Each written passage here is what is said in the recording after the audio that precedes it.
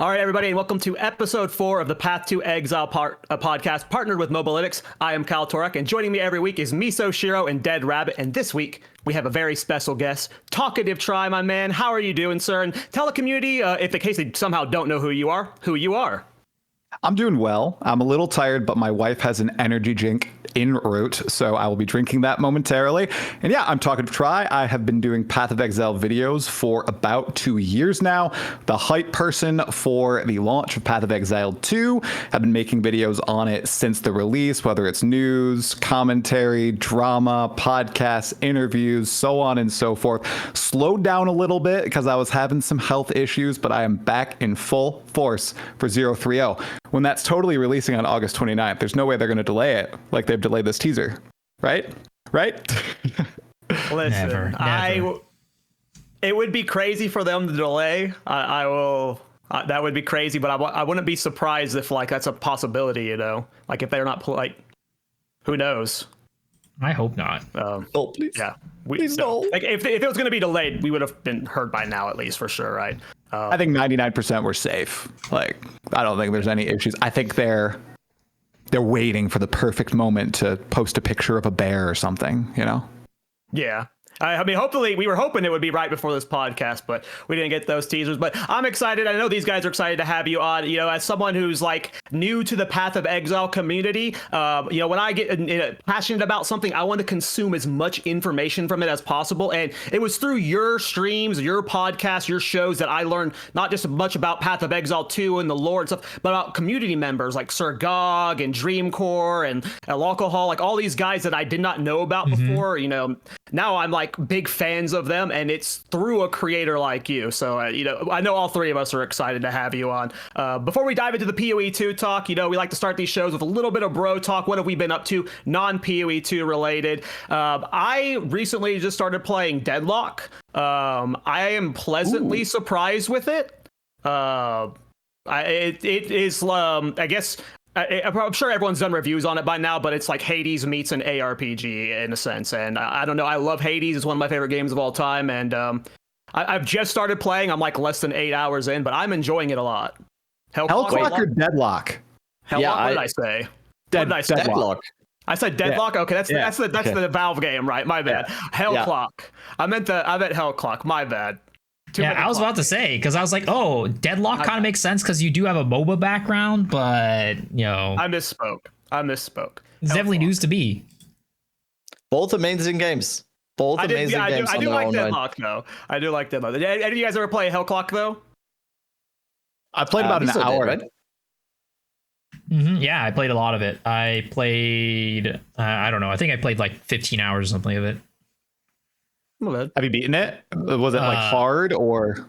So Act 3 is pretty dang hard. You kind of have to have a pretty good build going into it to actually beat it. And then Endgame is, they've been actually updating and adding a lot of Endgame features, which I've been pleasantly surprised about. They've been even though the game just came out 1.0, it kind of feels a little bit like it's still in early access because they just updated it so quickly. Hey. Let's not talk about updating games fast in early access. Come on. Miso, what are you doing? That's cool. I guess we're more excited to dive into it. Miso, I saw you playing Titan Quest. What are your thoughts on that game? Oh my gosh, Titan Quest. Did anybody else play Titan Quest, by the way? Titan Quest 2? No, really? Nobody tried it? I played it for 30 minutes and I refunded it. Really? You didn't like it? Okay. I refunded it for different reasons. It had nothing to do with the gameplay, but I want to hear your thoughts first. I think it has potential to be a wonderful game, though. Yeah. Okay. So, I put up a review video on my, YouTube if you guys want to check it out. But I personally thought that all things aside, just let's talk about the game, right? I think what they have there actually is pretty solid as a foundation. I thought it felt really good to play. That's the most important part to me, feeling good to play. I don't know how you guys feel about Last Epoch, but I remember when I hopped into Last Epoch from Path of Exile 2, it felt like all the attacks were just, I was slicing through paper. Nothing felt very heavy. Nothing felt very satisfying. And this was not the case with Titan Quest 2. Definitely doesn't feel as good as Path of Exile 2, unfortunately, but still, it felt like the attacks had weight. It felt good to press the buttons, and overall, the most important thing is that it felt really fun to play, and it actually made me realize something about Path of Exile 2, which I'll go into a little bit more in depth in the prediction section, but for the 0.3 patch. But overall, I thought it was a lot of fun. But in terms of like price, like it costs 24 USD, and it's really just early access. Like it's not even early access, it's a demo right now is what it is. It's not worth $24. But the thing is that right now for Titan Quest, this is the cheapest you'll ever get it, because as they add more updates, the price is actually going to be more expensive, which personally, I mean, I kind of get, like, for like, making money wise, they want to do that, but it kind of feels a little bit weird and different. So it's like you're basically, by throwing in your $24 for this early access, you're kind of saying like, I'm betting on this game to be a success. That way I don't have to pay the higher price later for the complete game if by then I feel like it's worth it, for like, the game is good enough. But honestly, if they keep progressing in the direction that they're going right now, I actually think that is gonna be a lot of fun. It seems like it's gonna be a little bit more old school ARPG though, in the sense that it doesn't have like a mapping system or like a rift system like Diablo. It seems like it's gonna be more of like you go and play, because it's an open world ARPG, kind of like Diablo 4. So it's gonna be like you're traversing through the world, and you have things like upgrade monster levels and difficulty in the open world. And so you're just gonna be playing through the open world over and over and over again, as opposed to having like a mapping system. At least that's what it seems like for now. Is it a Diablo 4 style open world? Are there events, or is it single player, kind of like The Witcher? It feels very single player, and like they have an offline mode actually for you to play. So it's probably, it is a nice option. But at the same time, if you want to make it like a living open world like Diablo 4, then that's probably not going to be possible. So it's like I'm curious to see how they're gonna like tackle endgame, because this type of endgame worked back in the day for like Diablo 2 and the original Titan Quest, right? But I feel like we've evolved in like ARPG, in the ARPG landscape, and we are now adding in things like mapping, rifts, and like these challenges that, from what I can tell, if they're going with this endgame model that they did back in the day, might not have all these modernizations that some of these players might be looking for. Is it supposed to be a live service game, or are they going for more of the one and done approach, or you can play a few different builds, but once you've played them all once, beat the entire game, you're moving on? Have they shared that, like the devs? I don't know how transparent they've been about it. Not from what I've seen. They have. There's been very little information on Titan. There's not even a roadmap. Like, there's not even a roadmap telling us like, hey, this is what's coming. They just basically say, hey, there's going to be more content added while you're in early access. I don't know if it's because it's a big studio, or it's not that big. It's THQ Nordic, but like they've definitely, a lot of the stuff doesn't seem very modern. Like, it just seems like a lot of the things are just, kind of old school in the way that they're handling it. Yeah. I liked what you said. It is almost a glorified demo in my mind. It is like, if you want to call this an early access game, and then you compare it to 1.0 and for early access PoE 2, no, they are not even comparable with how much content they have. Like, this is a glorified demo. That being said, I feel like you nailed it with what you said. It felt like you were playing, like, of all the other ARPGs, this is the only one that feels like a next generation ARPG like PoE 2 in terms of combat. Like, it has that heavy feel you want to it. My problem is purely with like the pricing of it and the content of it. This might sound like a weird little rant, but like I have a system for like how I judge if I should play or spend money on a game, because I just was one point spending way too much money on games. Valheim released forever ago, and if you've played Valheim, it kind of like revolutionized the survival games. It was like the next generation of survival game. And after that, a bunch of survival game clones came out that I got baited into buying, that all looked really cool, but they have ultimately released with like half the content and half the polish of Valheim's original launch. So when I look at a next generation of a genre, I always compare to that first breaking point into that genre. And for me right now, that is PoE 2. PoE 2 and Titan Quest 2 are both $30 right now, but ultimately, one of them is free to play, and one of them is going to be $60. And PoE 2 just dwarfs Titan Quest 2 in terms of content. Like, it's a glorified demo. I don't want to trash talk the game because like there's very little there to like. I'm confused as to why they released into early access because you're not really getting good balance feedback. Like everything's early game. Like I'm just very confused by their release. And once I realized, like when I got into it, I was playing it. I was like, oh, this is cool. Let me look more into it. And I realized it was just like there wasn't much here, and I didn't realize I didn't understand what I was going to be testing for them. I refunded.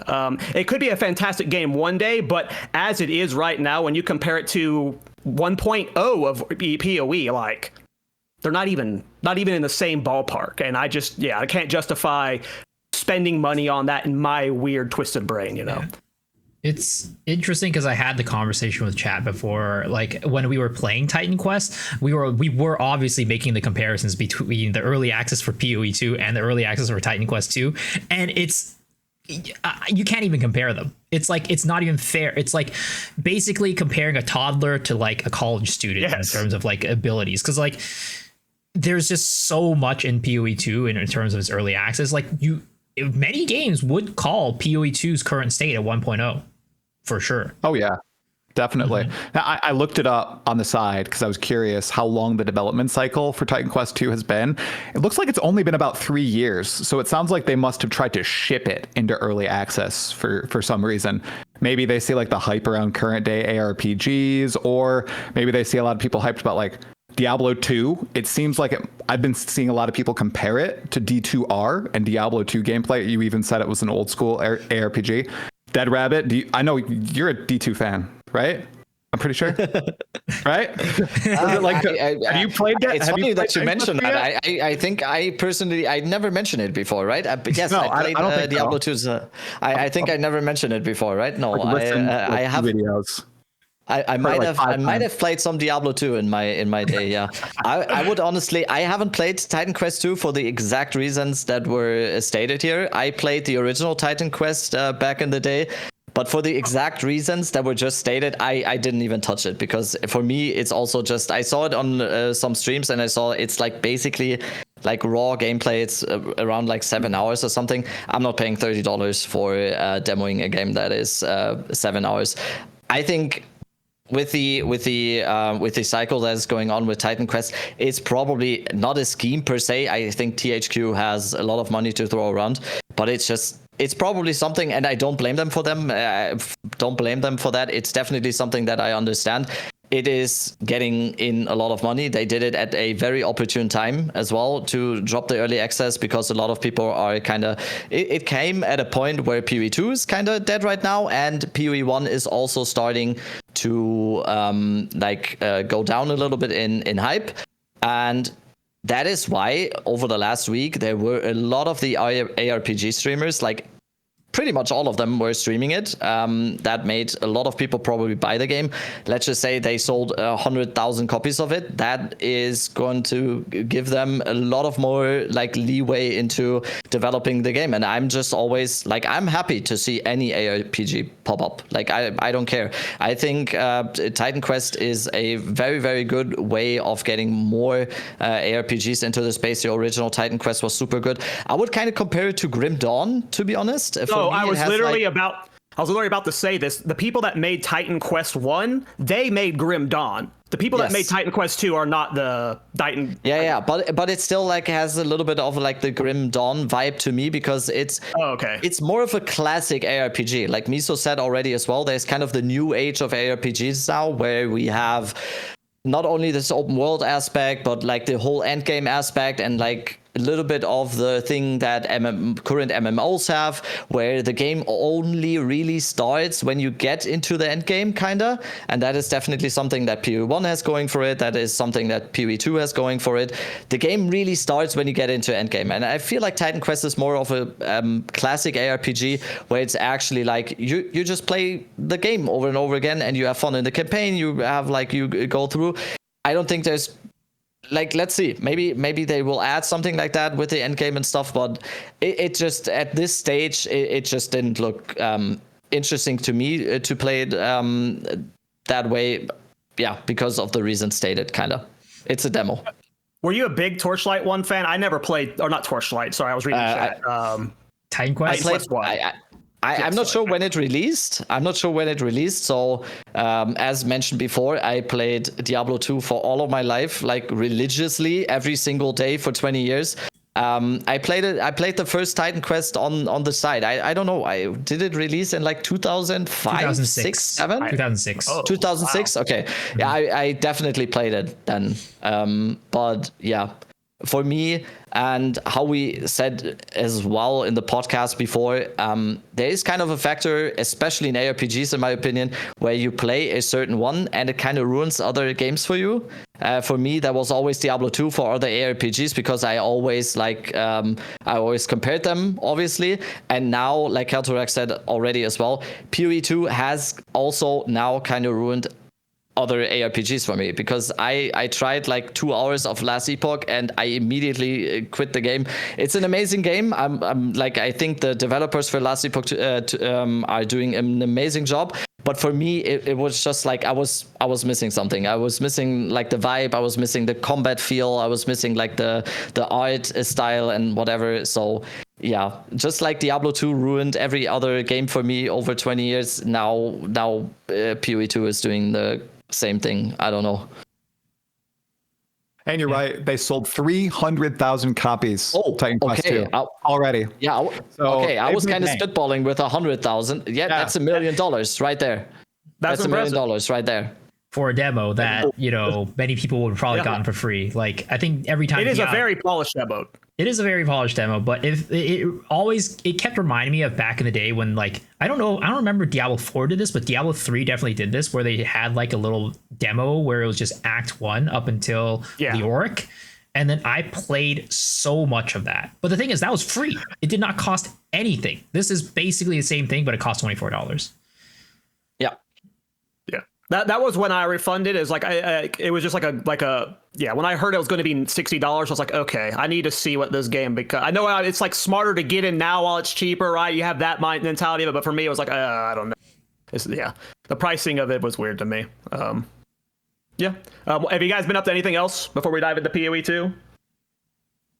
I basically haven't gamed, so I'm a little blasphemous here. We got a new car though. Ooh. It's guys. The newest car I've owned is a 2007. So we now have a 2021 Chrysler Pacifica. That's a minivan. So we're pretty hyped. I'm hyped. We're picking it up tomorrow. I was gonna pick it up. They actually called us tonight, but I said, I have a Path of Exile podcast I have to attend. Dang. So the car can wait, but I'm pretty excited. It has all the gadgets and it has air conditioning and a radio. So I live in the US and it's 85 degrees in here right now. It's 92 degrees outside. So no air conditioning in our car has been terrible. Celsius, please. 30. I don't know, 32 Celsius. Shoot. Isn't the average human temperature like 35, 37 or something like that? 37? Fahrenheit to Celsius. 33 degrees Celsius. Boom. 92 Fahrenheit, 33 Celsius. Since you talked about the van, we expect a Toxic Try short from the van at some point. 100%. I'll do it. It's a nice van. I can record in there. It'll be good. That's it. That's the most exciting thing that's happened in the last week for me. Well, let's dive in. Go ahead. Rabbit. No. Rabbit, let's dive in. Nothing to mention here. I'm just on hibernation here until August 29th. We played Peak. We're almost there. We played Peak. Yes, we played Peak. Me, Miso, Prada, and Viv played Peak. That was super fun. And we still have to get further than the second area. Rainforest area. Oh my God. We've been getting destroyed there. Absolutely bad. Wait till the snow area. Hopefully we'll get a post-podcast Peak one day. I'm liking that game. But Okay, sorry. I know we want to get into Path of Exile 2 stuff. What is Peak? I don't know what this is. Is this like a platforming game, I'm presuming? It's a social co-op game where you're like basically have to climb a mountain. Okay. So is it like Among Us? That is all. But climbing a mountain? It's a 3D Among Us kind of, but you're not like against each other. We're working together to climb a mountain. Yeah, it's definitely on the, kind of within the recent since Among Us, they've been having a lot of these like social games where it's like, they had Repo, they have like Lethal Company, like that strain of like co-op, and then like shenanigans happen, and then it's kind of that feel of a game. Games made for streamers, kind of interesting. Yeah, exactly. It's very fun. Maybe I'll check it out. I'm also surprised, Miso. I swear, every time I open my Talkative Try YouTube, I see your horse racing game thumbnail. So I'm shocked you didn't bring that up. I guess I'll bring it up on the podcast. I always play it. He doesn't bring that up. Like, I swear you'll be playing like Titan Quest 2, but the thumbnail, it's the horse game. No troll. Last week he was like, "Hey, you forgot to bring up Bro Talk." I was like, "Oh shit, I did." I thought he was wanting to talk about that game because of Bro Talk. The stream thumbnail always, because I change the thumbnail depending on what game I'm playing. So I'll start the stream usually with whatever game that I'm playing, right? And then I usually these days end my stream with the horse game, which, that makes so much more sense. Yeah, that's kind of how it happens. But it's super, like, I don't know. A lot of I've heard from certain folks it scratches the same itch as Path of Exile, where it's like planning for your like big PvP race event is kind of like going and like POBing your character, and there's like it's a spreadsheet game. It's like there's literally spreadsheets, 100-page documents analyzing with formulas and numbers, analyzing what each stat does and how much of you need it to like get your horse to be like the best it could be, things like that. So that's kind of like where it scratches the itch for me. It's really hard to explain because I think like you really don't understand. I feel like it's hard to understand unless you actually play it, the fun of it, because I've been asked to explain it and it's super difficult, but like it's doing super well for a reason. There's a lot of people playing. It's very popular. Yeah, like I think it like peaked at like 80-something thousand on Steam and is still holding around like 40-something thousand, like, and that's just on Steam because the mobile game. So like it's a lot of fun. I've been enjoying it a lot and playing it every single day. Yeah, I've watched you play it like for probably over an hour of like just continuous gameplay, and I have no idea what's going on still. I had to bring it up, okay? And I love that everybody who doesn't know about the game, they're like, a game about horses? That. Okay, yeah, all right. Well, we got the answer about the thumbnails there, because that makes sense. That's I didn't realize you were changing them midstream. That's cool. Nothing Rabbit, else from me. Do you have any thoughts on the game? You had some faces you were making. No, I think he traversed very well around the whole anime girl thing and how much he has spent on that game. I think he did that very well. It's a spreadsheet game, guys. Are you wailing on it, game. It's actually very, like, if you actually get into it, guys, it's super complex. It has nothing to do with anime girls. Nothing. Hey, all I'm saying is that I had no clue what the game was about when I first played it. Like, I played it when it came out in Japan a while ago. I first played it. I had no clue what the game was about. I just heard it was a very good game, and it happened to have anime girls. I didn't know the anime series even came from, but it was a lot of fun. It's a good time. Oh, I didn't even know it was from a series. Perfect. Okay, cool. Perfect segue. Well, I forgot to plug the Spotify. So if you're still watching, then please go to our Spotify. If our bro talk didn't push you away, we would love you to favorite our Spotify. We also have an RSS feed and stuff like that. So what you want to listen to the audio feed on, come check us out. For the news, we got patch 0.3 coming out on August 29th with a league reset. If you are new to these major Path of Exile patches, if you play like the Dawn of the Hunt version, like that is going away. That is merging into standard. And then we are getting a new league with fresh accounts. If you're playing your old character, you still want to play it, it'll still be there. It'll just be merged into standard. And then for everyone who else wants to play the new league, we get a fresh wipe. It is really the main reason most of us play ARPGs is for that fresh start experience. Not everybody, but at least it's for why we play it. And yeah, I think we're all itching for the fresh economy right now. The inflation is just wild. We got a build of the week that I'm talking about later. It's going to be like a quick 60-second showcase, but the guy spent 6 mirrors on the build. All right, that's where we're at. That's where we're at in inflation. He did over $1 billion damage for those 6 mirrors, but that's where we're at in terms of inflation. So yeah, we could use the reset. I've never even seen a mirror before. Me neither. Rabbit's got 2 right now. He's got 2 in his stash.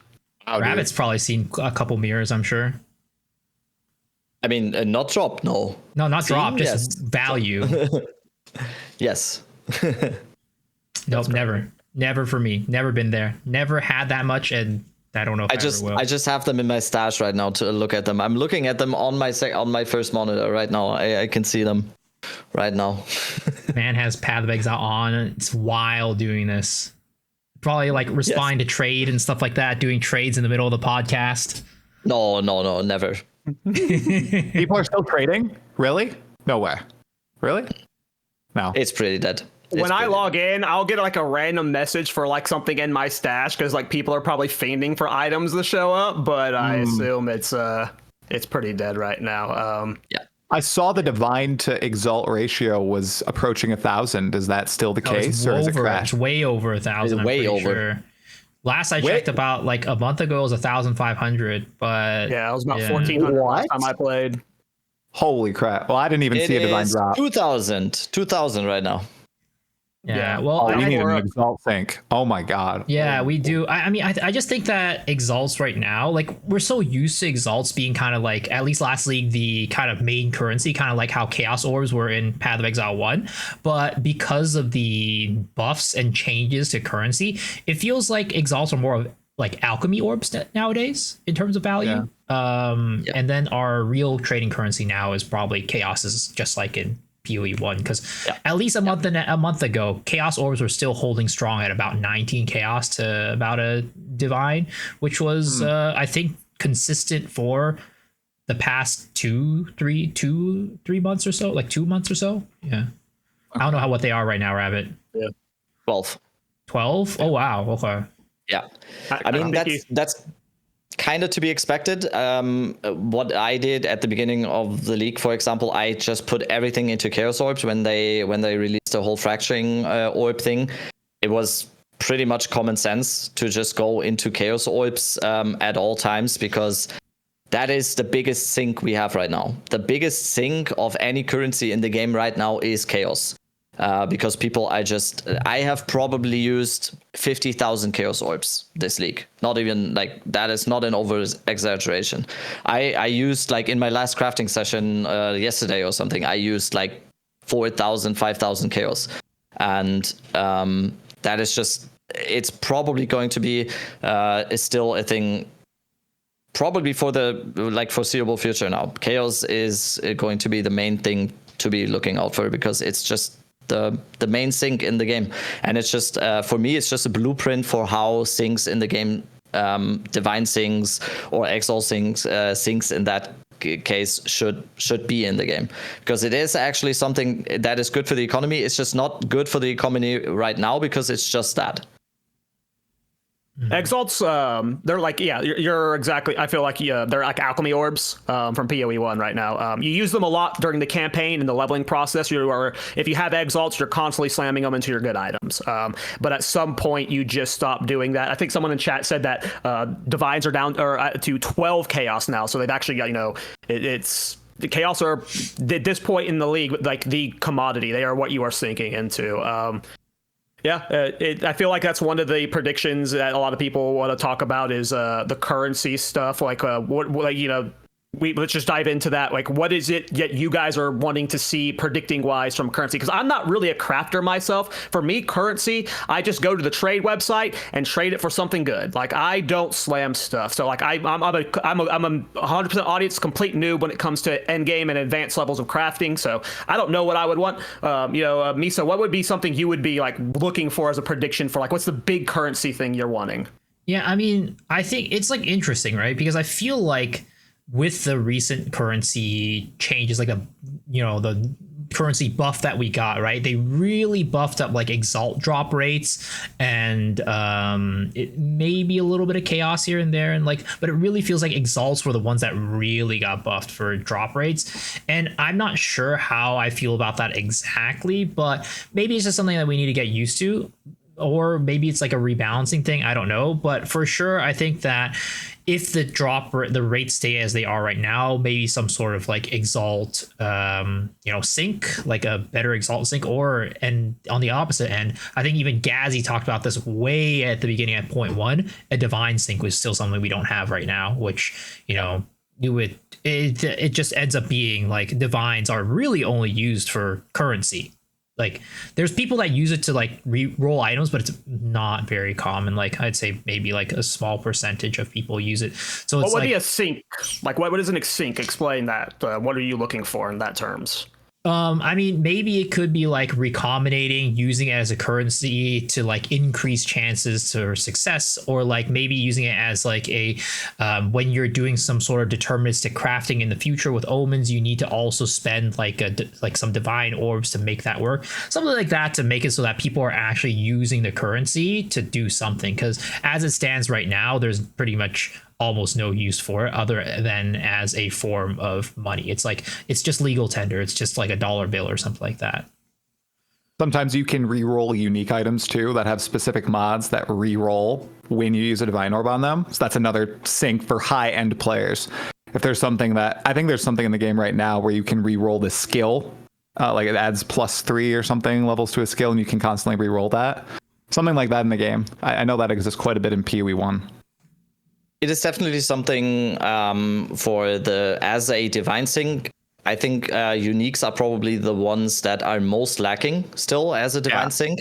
I think overall this is like the biggest opportunity to add a divine sync. I think with the Exile sync, it's going to be a little bit tough to implement something like that in the future, depending on what is going to come as more crafting currency or whatever. I think Exiles are always going to be a little bit of a thing that is going to lose a lot of value over the course of a league. I think that is just going to be something that is going to be natural, and I think Chaos Orbs are just going to take the place as something like legal tender or however you want to call that. I think though, even though a lot of people are saying right now, yes, if we have more divine syncs right now, that would even make the thing about losing value in exiled orbs even more common. I don't think that's the worst thing though. I think it's fine. I think the exiled orbs being devalued like this is not the worst thing for the economy. And it's like Alcorbs, right? It's like Alcorbs. Nobody trades with Alcorbs. Exactly. Yeah, it's still something. It's a little bit still something, I think, from the PoE 1 mindset that people are like comparing it to how it is in PoE 1 and how it is now in PoE 2, and they're saying like, oh my god, exalt orbs are completely devalued in PoE 2. I think it's just something that will be natural in the game here. I still want more divine things. It's just overall better for what the game is supposed to be. And yeah, uniques are a good starting point. Something like Miso mentioned just now. There's just not. Divines are just a currency right now. The only divine things right now are basically only for high tier crafting.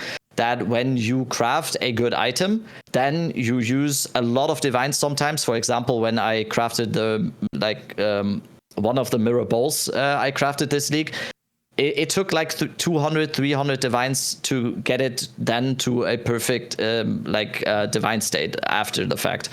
But that is not something that 99% of the player base is even doing. And then the other thing is, a good example for example is Headhunter. You drop a Headhunter with like 25 dex, 35 strength, and 1 charm slot. The only way to improve that Headhunter, and it's probably that's a perfect example, to be honest. You just need to use a few divines to make the Headhunter better. It will roll 3 charm slot in the next 5 divines. You will probably have a good chance of getting like 30-30 on the stat lines. So we need more uniques like that, like Headhunter, where any player, even if you have like just 5 divines laying around, it will be something that player can look at and see like, oh yeah, this is gonna be a good use of these 5 divines to get like a very, very good Headhunter here. But there's just not many. I can't really think of another example where it would make sense. So it's just, we need more of that. Yeah, what you're describing like is not the game right now. Like I do not have the appeal to do that with like my divines. So that makes sense that you guys are wanting those types of things. Is there no like new currency type or like crafting bench option alternatives that you guys are wanting? Or specifically like you're wanting more refinement for the sinks of these currencies? I mean, I was just more there's definitely currencies that I would want to have more of in the future, but I was just more thinking about like the because I don't know, it's like omens and things like that, I kind of don't think about it as like a currency in certain aspects. I feel like they're, in my mind at least, they're more items, but they're in the currency exchange. So I guess they are currency. So I just didn't think about that at first. But I mean, I just think there's a lot more opportunities for more better omens, but also in my predictions as well, I've talked about this, but I want them to make omens even more common than before. Like I know that they did a buff for omens to make them more common, but I feel like I barely felt that. Like it's still like the top 1% that's using those omens and everybody else is just selling them or trading them or whatever. And it feels like there's a lot more opportunity to make those more accessible. Like we don't need them to make them like, you know, super common. Like we don't need to make every single omen like super common, but at least within reason of like the average player should be thinking about, should I use this omen? Like, is this something that I should be using on my gear? And actually at some point in time using it, as opposed to only leaving it up to like the top 1 to 10% being the people who actually buy and use them to craft gear. Yeah, I think there was a day that like I specifically target farming +4 King of the Mist, and I think the fact that he only drops 1 omen, it doesn't matter like what the drop rates are if you just get like the, you know, the common ones over and over. You're not making any money from that. So like maybe they like +4 King of the Mist needs to drop like 3 to 4 different omens, and maybe I'll drop a lot of common ones most of the time, but has like, you know, that's I agree with you, the frequency of them, because like anytime I tried farming omens, it was just like whether through ritual or through King of the Mist, it just always felt like futile. It just never felt worth it. Like it was always a jackpot if you got what you wanted, and even then it never felt worth it. Yeah, I'd make the common omens drop from the monsters that you fight in rituals, or from the ritual itself once you finish the ritual encounter, and maybe make the more rare omens actually appear in the ritual screen, so you're not constantly getting the omens you're receiving as the common omens in that screen. It just feels so bad to go through 4 rituals in a map and then just get the exalted omen. I hate it, especially as someone who doesn't have a lot of time to play. I've never seen a high tier omen. It feels like they're balanced around people using the thing that lets you refresh 100 times, and like they saw what people were doing at the highest end of it and they like lowered it down or something, and it just ruined the experience for everyone else. Like that's what I feel like it is, because I agree, like anytime I farm ritual, I could do like 10 maps in a row of it, and I'll never like I'll refresh constantly and never see the ones that I want. The omen situation that it is right now is kind of double bad for anyone that cannot invest hundreds and hundreds of hours every week, and it's just filtering up like that, because anyone that is actually farming ritual, for example, that is not investing, or like it doesn't have the amount of time that a lot of other players are doing, or the big time crafters, because I have maybe dropped, or I have maybe seen in ritual windows like 10 whittles this league. I have bought over 1,000 whittles at this point, maybe like up to 5,000 or something.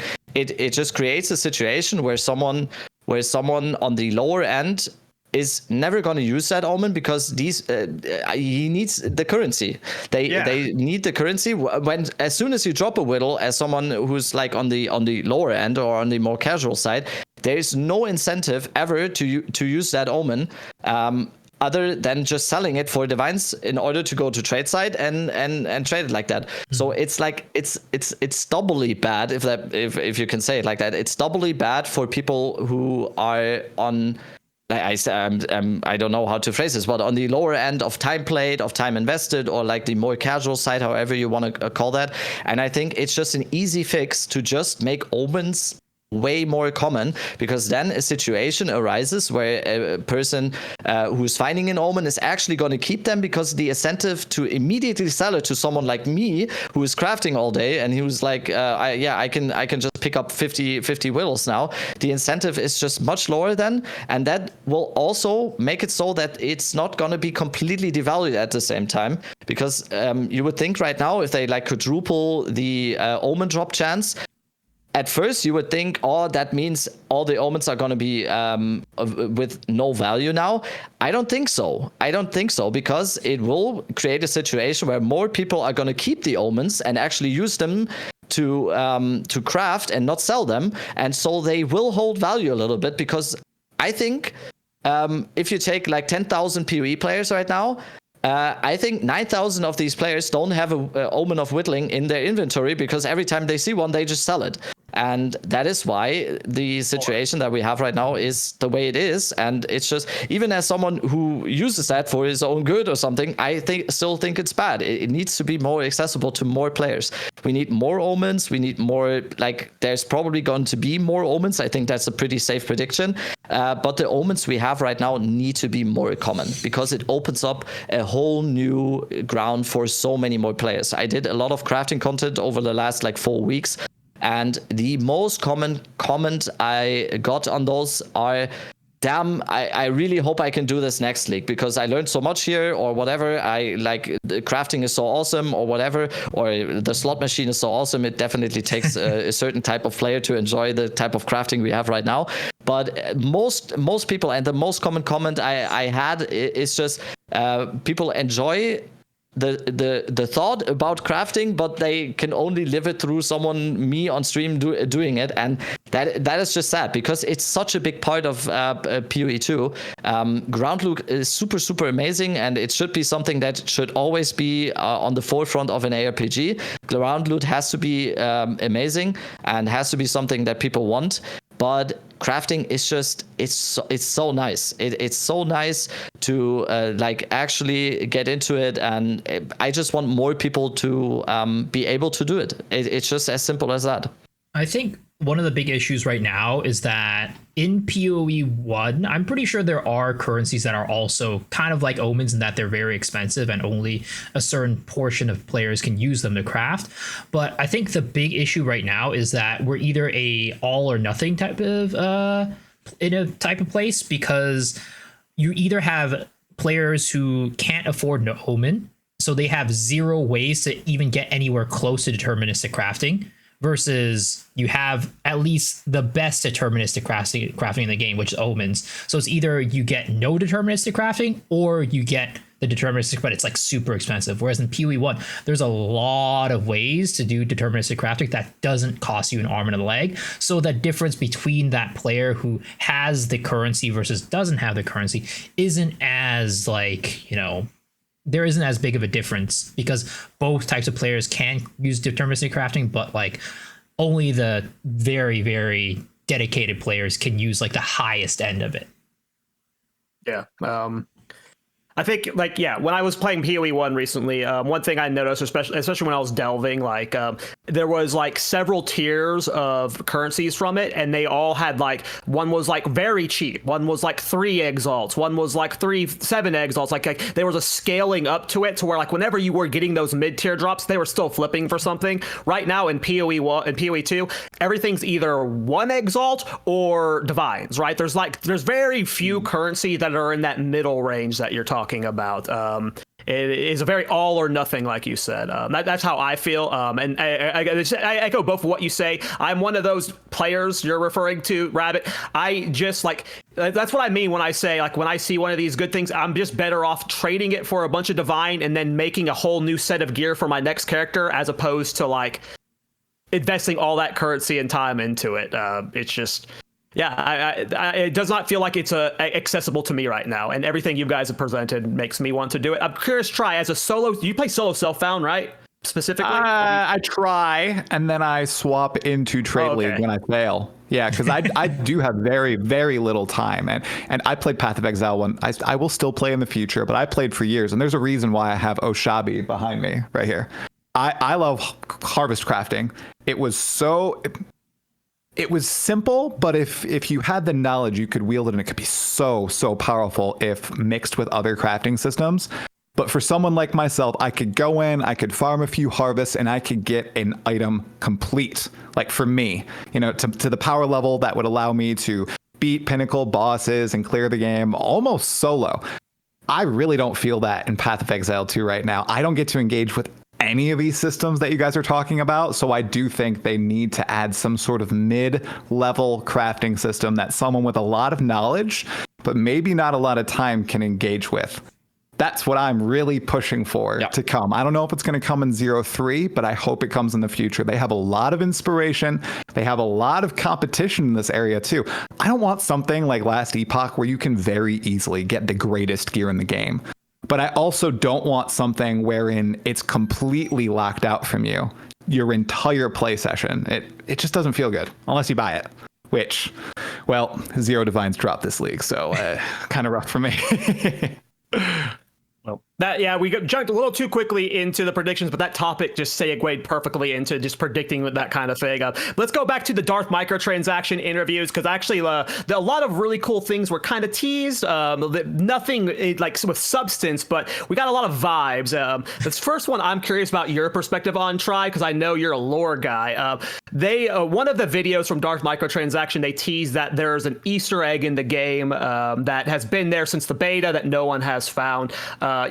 I love finding these kind of things, but I just know nothing about PoE 1 to where like I could even like process trying to figure it out. Like, as a lore dude, do you get excited hearing these things, and like do you like keep your eyes out for these Easter eggs while you're playing?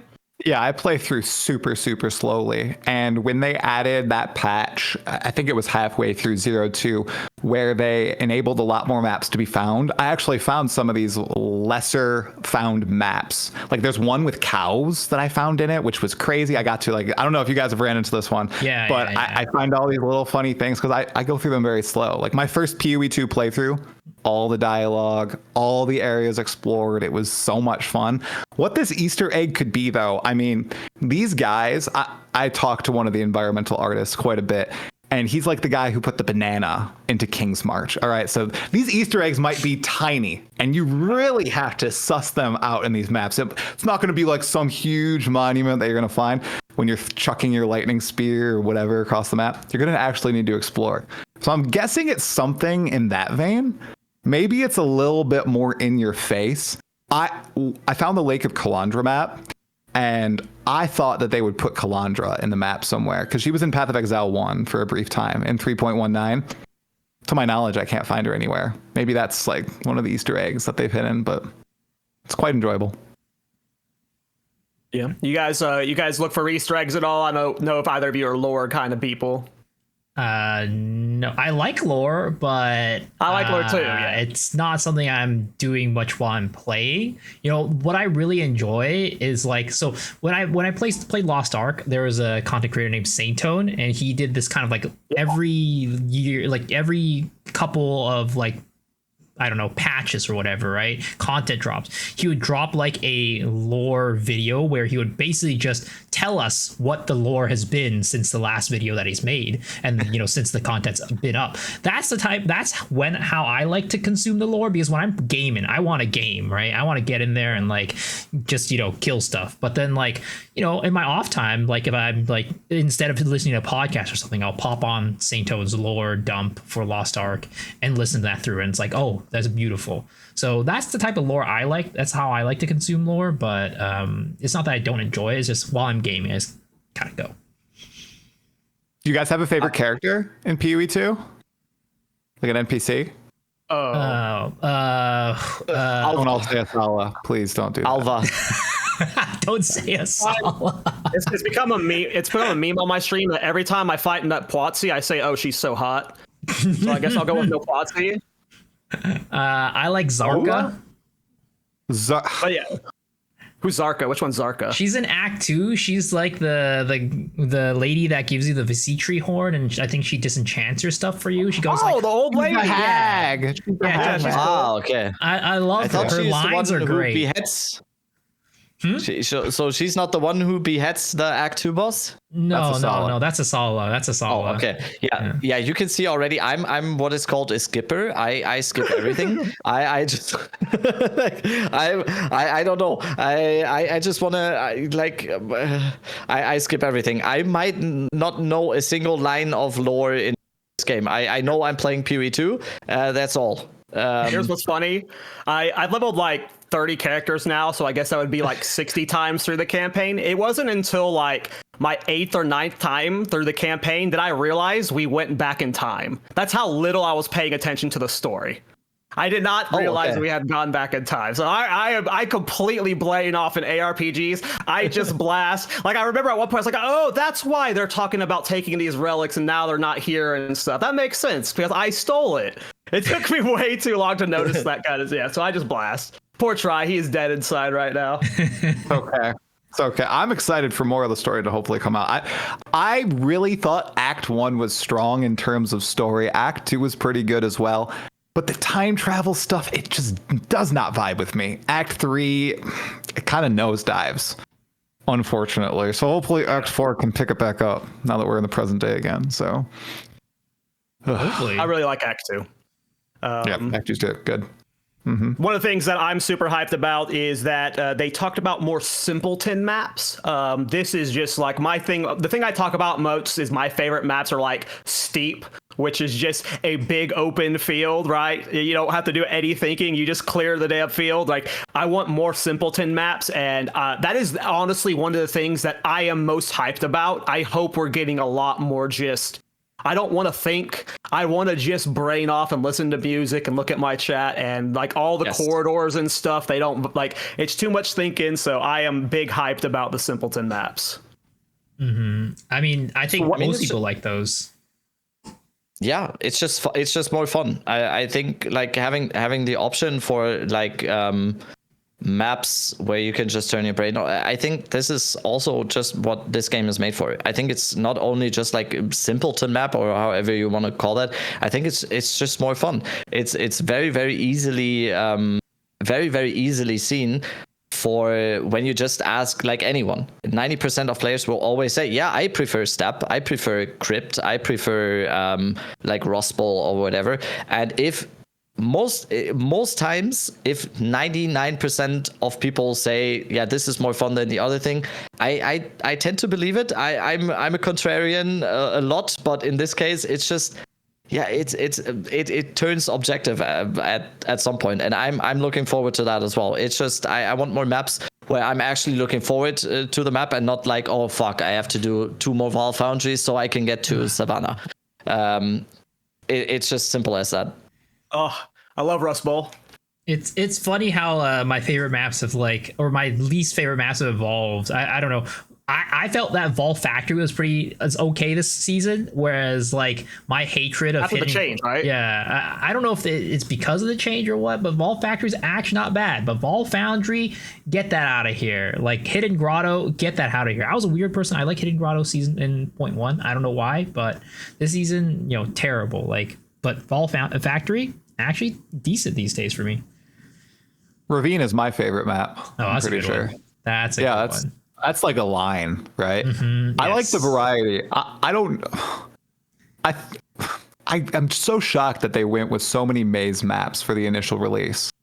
They need a wide variety like they do in PoE 1. And I know I'm talking about PoE 1, but they have like cells in PoE 1, which is total trash, but they also have dunes like we've talked about here. They have waterways, but they also have a variety of other maps, like Mesa, right? There's all these different variety of map that I think they need to insert into this game. It's so homogenous right now. I think you need to have the lows so you can have the highs. So you got to have the Val Foundries so you can have the ravines or whatever map they're going to add next, Square, or, like, cool, right? Hoping that's upcoming. Yeah, I actually think it's interesting too, because like like map layout is one thing, but something I feel like we don't think about as often is, and maybe we do, I don't know, maybe this is just an assumption, but they at some point they talked about like certain maps being good for certain things, like certain maps will have more chests or certain maps have more mob density, and that's like intentional, right? It's kind of how like with the Strand map or whatever is it still called Strand? I forget what it's called. That's not called Sandspit is here, right? It's kind of like, it's like on the beach, like it's a big circle. You would expect, like season 1, that was like one of my favorite maps, or 0.1, that was one of my favorite maps. I think everybody really liked that map. But this season, I actually don't really like it that much. I don't know if you guys have noticed it, but I think they reduced the mob density on that map because of the whole, like, certain maps will be better than certain things, at certain things probably. So, like, it's not only just a layout, as a thing that we need to worry about, but like I would also we also need to think about like what they're doing with that map, and hopefully, I don't know, like hopefully they're leading more on density, as like most of the maps at least having a baseline density. Yeah. It's one of my predictions. We'll get into it later, but like favored maps, like being able to pick which maps is going to be a huge thing for me down the road. Because it doesn't matter how much map diversity you throw into the game. Every time I hit Hidden Grotto from here on out, I'm going to be probably salty. So I would just want to avoid it, I guess. It's tough because like I'm sure like from the theme perspective of it, right? Like it's cool to have a jail map that has all of these little corridors and stuff. Like, and the artists want to make that, but you just like it clashes so much with our Zoomer brains that. I think those are needed. I'm a shill. I like the variety. You heard it here first. My biggest question, since you were talking about the map, is, and maybe people can enlighten me in the comment, is it Sandspit or Sandspit? Sandspit. Sandpit. Yeah, Sandspit. It's spit. Where's divided? Is it? Oh, actually, yeah. Now is it Sans Pit or Sans? I've always said Sans Pit. Like PIT is the second word for me. That's always what The discussion going in the comments right now. Everyone, Sandspit or Sandspit? I actually call it Sandspit more than. Yeah, that's what does Sandspit be? What does a Sandspit be? It has to be like, spit, right? No. It's like sand spit. Yeah, it's like a spit. It's a type of like terrain, right? Out into out in the water. That's like what sand I spitting like stuff. Yeah, not a sand pit. I think this is actually the most important discussion in PoE2 right now. Yeah. If we ever get Jonathan or Mark on the pod, or the next time if you get them on try, that's one of the first questions we have to ask is it Sandspit or is it Sandspit? Absolutely. Also, is it steep or step? Because you said steep, Keltarak, and now I'm like, I call it. It's probably step. I call it probably steep. It's probably. I'd step. say steep. okay. Yeah. Okay. That makes more sense because steep's what you do with like a coffee, right, or whatever, right? Yeah. Step is, or no. Maybe. I don't know what I'm not sure. Well, there's a Steep lot is of like a words. ramp. A lot of words with English is tough, man. English is tough. Breach City, one of your predictions we'll get into later, Miso, was for more Pinnacle content. I don't know if a Breach City is necessarily Pinnacle content, but that would be my first thought when I hear a Breach City is like, that's the city you're clearing to the next Pinnacle boss. I don't know. That sounds really hype to me. Yeah, I mean, it's... I think like they did mention already that they are having like, for example, multiple breach bosses, right? So this would be kind of like, maybe a first step into that. They think they said actually that 0.1 was supposed to launch with multiple breach bosses, but they only got Zet out. So hopefully... Yeah, they have all the designs. I think Jonathan said 4 breach bosses. They have the designs, the animations. They only need to do the balancing, and they can't find the time to do the balancing for that, unfortunately. So maybe they'll be able to slip that in. Oh man, are we getting the Jonathan face close up? No way. No way. Jonathan Cam. The madman. The last leak from these little things was about the Spike Trap boss. My initial reaction is no, I hate this already, because anytime there's a trap boss, I immediately thumbs down. But I think these were really cool teasers. Shout out to DarthMicrotransaction for dropping the content. I think there's 1 or 2 more interviews still to come, so we're probably following up on the last ones next week. Is there anything that you guys wanted to talk about from them before we move on? Yeah, he watched my video breaking down Act 4, and he looked so sad that Act 4 footage came out 2 years ago. He didn't know about this footage. He didn't know about the bosses. Yeah, just no clue, because this is before DM actually played like PoE and was really heavily involved in the scene. His first league was Trial of the Ancestors, which was after the second Exile Con. So I don't know, maybe he was acting it up, right? Or maybe not. Maybe he was sad that he didn't get the super exclusive look at Act 4, right? Ooh. Maybe not. I don't know. Maybe he's a really good actor. I think he might be a good actor. But it was interesting to watch his face as he saw the bosses flash on screen, and I was like, yeah. So Mathel fought this boss, and Ziz took on this, and this is this boss right there. It was really interesting. So yeah, I don't know. I watched. I would that put it video. past him being a good actor. Yeah, I watched the Act 4 breakdown video, and you brought some really good points there that definitely convinced me that Act 4 could be right there. I think DM thought he was given some funny, subtle teasers, and literally the first teaser, I was like, dude, you spoiled everything. It's coming out. It's 100% coming. Yeah, Gonna get invited back. Whenever you say something like this, is actually one of the most hyped things from what he said. Is he said he was going to play all classes and ascendancies in the next patch.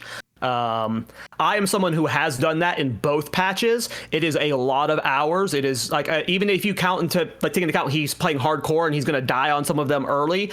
That is a big commitment, and you don't say something like that unless you think this patch is going to be killer. And he's doing a subathon.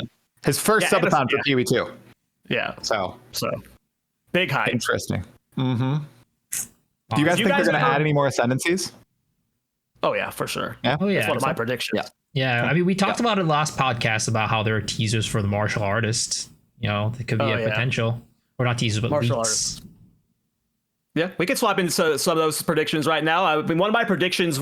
So we are doing a predictions part of this show, and I just kind of pitched the idea of us each predicting different types of predictions: crazy predictions, big predictions, and obvious predictions. Crazy predictions are like ones that, like, if they happened, they would be at the top of the Reddit. They would they would make everyone so excited. There would be 300 creator videos out tomorrow on it. Big predictions are just obvious stuff, like they would be big for the game, but kind of stuff we predict to happen. And then just the obvious stuff that is just like the free throws ones. And one of my big predictions was for a Pyromancer Ascendancy. Since we're talking about like what ascendancies we think might be coming, I would love a Pyromancer Ascendancy. I feel like Sorceress is needing something else right now. I feel like Fire Lovers are needing something else right now. And I would love a Pyromancer. So that was one of my predictions. We already know what martial artist is like all but confirmed. I think it was pretty much confirmed by a dev in Discord, but what do you think that would look like? So obviously Pyromancer evokes a certain image in everyone's head. What do you think is the mainline series of notables there? Like, is it granting new abilities, like fire only abilities? Is it changing how fire damage works? Is it converting other types of damage into fire? Like, what do you think it would do to change how fire works in PvP? I definitely think like it would have if it had its own form, like it's like you turn into like a fire avatar, that would be sick. But that would just be like an ultimate, like, I want this type thing. I feel like asking for forms is like a reach, but I imagine it'd be very Ignite focused. I feel like Ignite playstyles are one of the weakest right now, and if it had like some form of Ignite prolification built into it to where you weren't having to cripple yourself by like putting it into a support gem, and it was also like an enhanced version of it that spread faster or something, that might be cool. But I just feel like fire builds where like we have Infernalist and Smith of Katava, but like they don't really feel like they're like fire builds. They can have fire a part of them, but they're not dealing like the big like infernal type stuff too often. And I want something that's like Ignite infernally like type thing.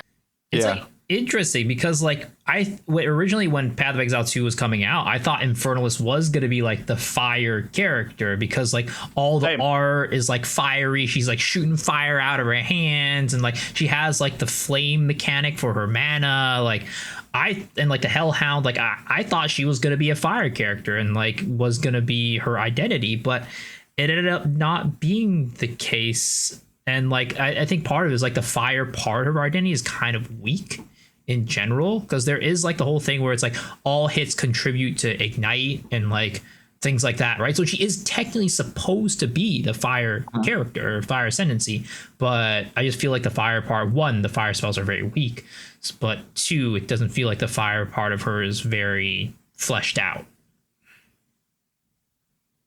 One of my big predictions, to like use as a segue a little bit, one of my I had it as a big prediction actually, is a elemental damage rework. I think the thing kind of is right now, and that plays into the whole fire aspect as well, is just that not all elemental damages right now are the same. Lightning is just way too good, and in my opinion, the main reason why lightning is too good is because the ailment is just the best. Shock is by far the best ailment. Ignite and chill, I don't even know what the other ailments are. It's pretty sure it's ignite.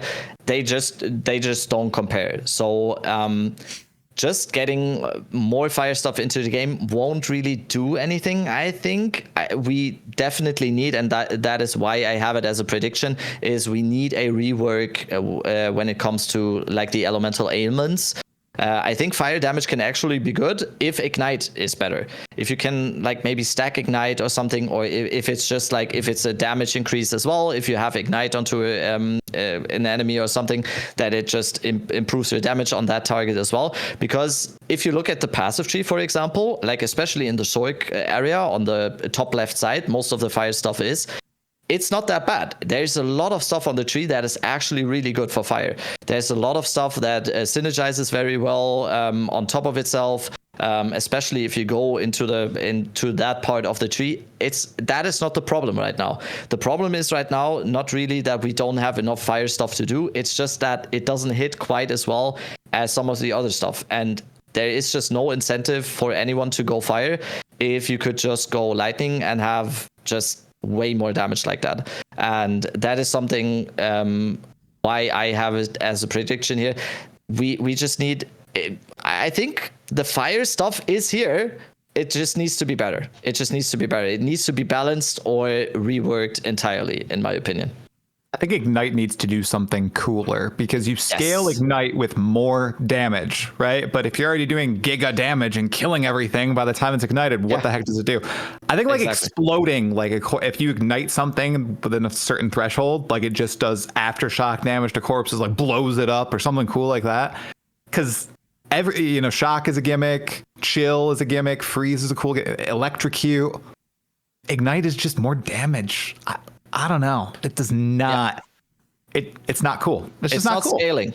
It doesn't just not scaling. You can scale shock forever. You get magnitude of shock. That was in 0.1. That was one of the best ways to actually scale the lightning even higher and even higher. If you got like 100 plus magnitude of shock, you were just annihilating everything. That is the main reason why Spark and any lightning build was just dominating in 0.1 and still is.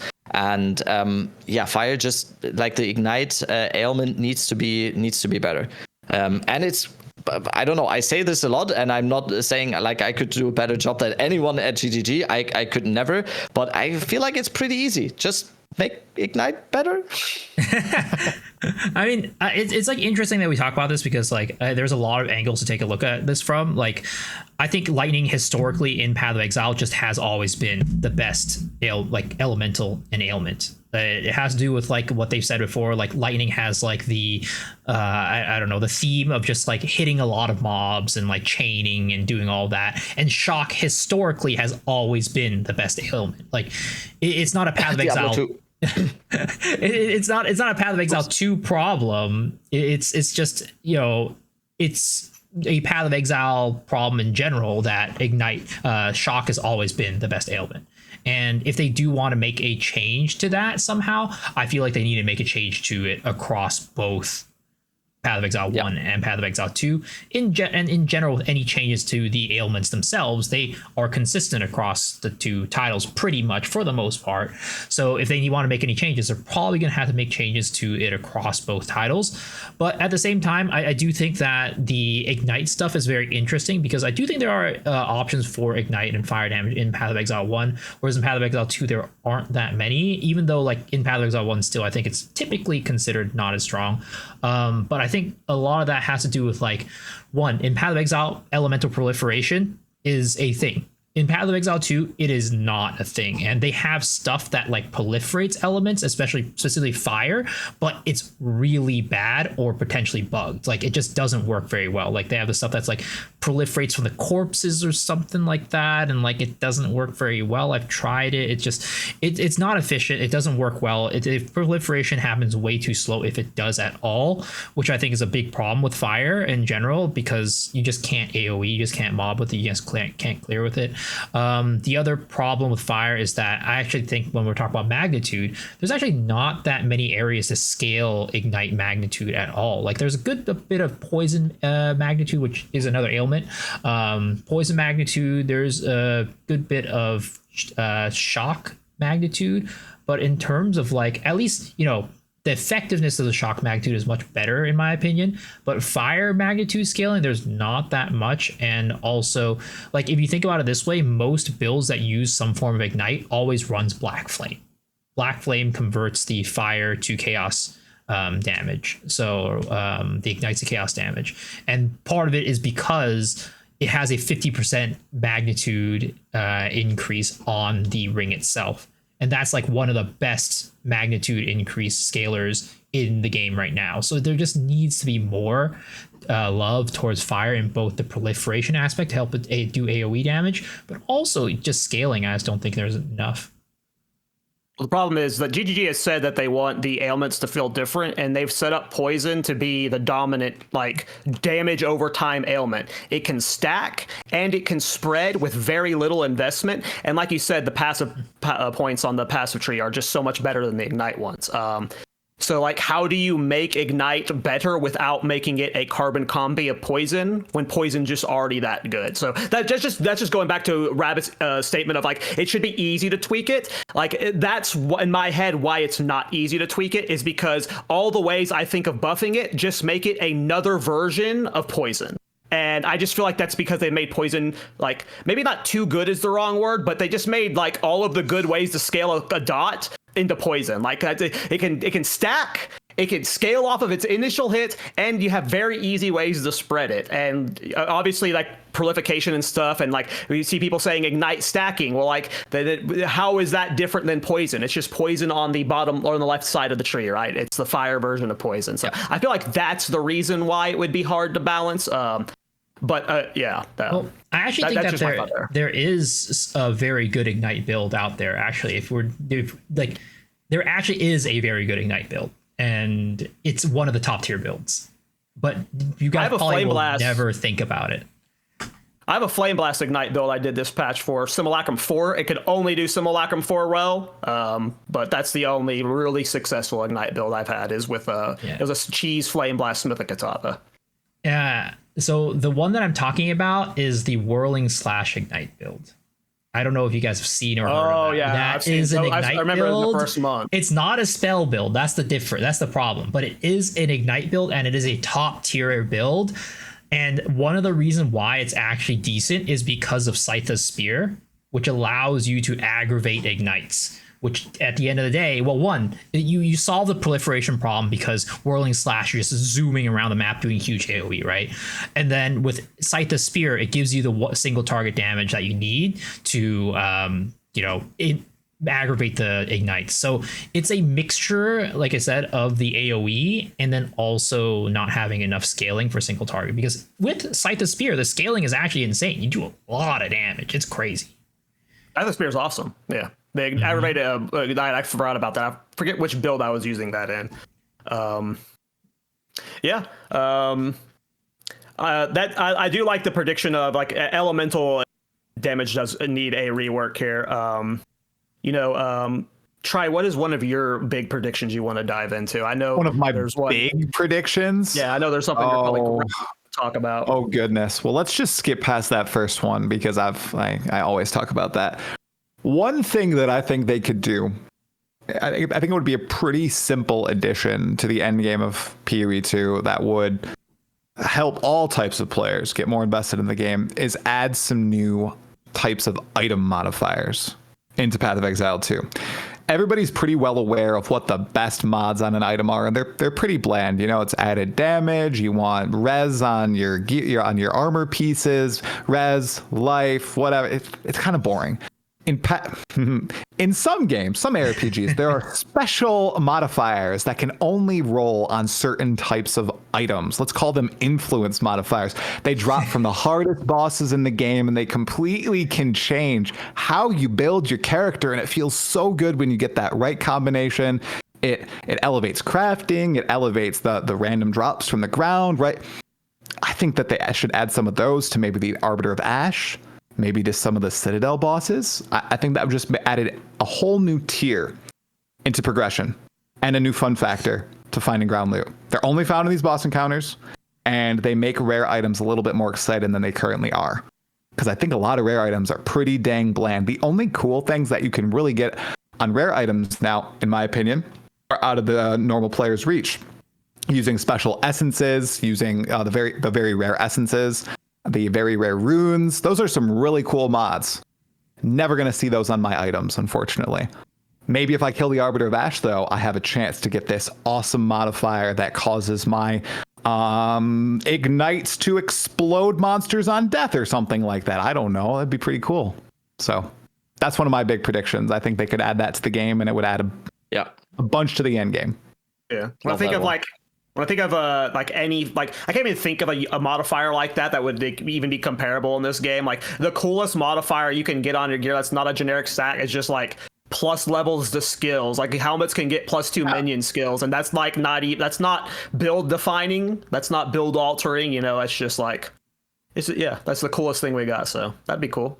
Mm-hmm. It's so hard though whenever you add, like, you know, and I'm not against the idea at all. I do think that we would benefit a lot from like more options for adding cool affixes, but it's also like very hard with like whenever you add more affixes or add more ways to upgrade items or get better items, you get into situations where, like, you know, I always talk about this, but Path of Exile 2 is supposed to be that gateway for people in the Path of Exile, more so than Path of Exile 1, because Path of Exile 1 at this point is just like you need a PhD to play that game. So it's always hard to find the right balance where, like, you're not adding too much into the game, but you're still adding cool stuff. Like, GGG just has a really hard job with Path of Exile 2, to be completely honest, to keep it fresh for, you know, players who are playing every league, but also making it and keeping it as a accessible game for new and returning players. Yeah. Some of the modifiers can be very basic. You know, this is why I'm a little, I think upset is the right word. The essences they added to the game that do awesome things is something as basic as, you know, 8% increased maximum life. Having that as a modifier that can roll on a chest piece that is, you know, influenced or whatever, it's just kind of cool. So it's a very basic stat. It's an extra stat. You can only get it from this area. I like that idea. But I totally understand that some of these influence mods in PoE1 are just insanely complicated, and they're very necessary for certain builds to work, and it can be a pain to get them. So it's a fine line they have to walk. Definitely. Agreed. Well, Miso, you are the only one of us who hasn't done one of our big predictions yet, my friend. So why don't you do one of your big ones? I mean, we talked a little about it before with the new Pinnacle boss stuff, but I did my big prediction, and I don't know, again, copium train. I still do think that Acts 4 to 6 are likely to come, at least more likely than just Act 4. I think Acts 4 to 6 is more likely to come than just Act 4 by itself. Again, I've mentioned this before, and so forgive me for being, you know, kind of being a broken radio here, but Acts 4 to 6 were supposed to, the entire campaign was supposed to come out for 0.1, and they said that they spent the last 6 months, instead of working on the campaign, to work on Endgame. So they spent 6 months to throw together a pieced up Endgame, which is what we have right now. And the game has been out, or will have been out, for 8 months by the time 0.3 comes out. So if we think about that, that's more than 6 months, which is more than the time that they originally allotted to finish the campaign. So I think there's a chance that if they're going to come out with the Act 4, they're just going to come out with all of it. I would say I agree with you that like I would have the most saves like there's a 50. I can see it going both ways, or like 50-50. I'm open to like that's where I'm at. If you want, you can show the art books because we did kind of skip that from the start. But there are art book teasers that people are speculating who the Act 4 and 5 final boxes are. We've got this big guy with an axe and a hammer. It looks like he either has 3 phases or you fight him 3 times throughout the act. With like, he has an axe phase, a hammer phase, and he has this big behemoth phase, and then we have the Countess lady, who we've been teased throughout this entire time. But these, we've had images from the art books from these, like we don't know these are the final bosses. People are speculating that they are though. But I'm not.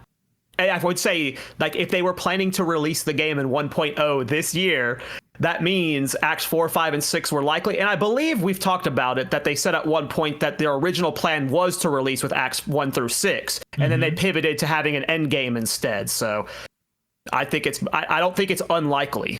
I do think we're getting an act, though. I'm gonna go counterpoint. I think it would be nice. I don't think that is happening. I don't think that is happening. I think the most likely thing, and I think what would be the best thing, just like personal opinion again, is go Act 4 and then remove Cruel already. I think that would be fine. I think it would cut down a little bit on, depending on how long the Act 4 is, it would cut down a little bit on how long the campaign would be.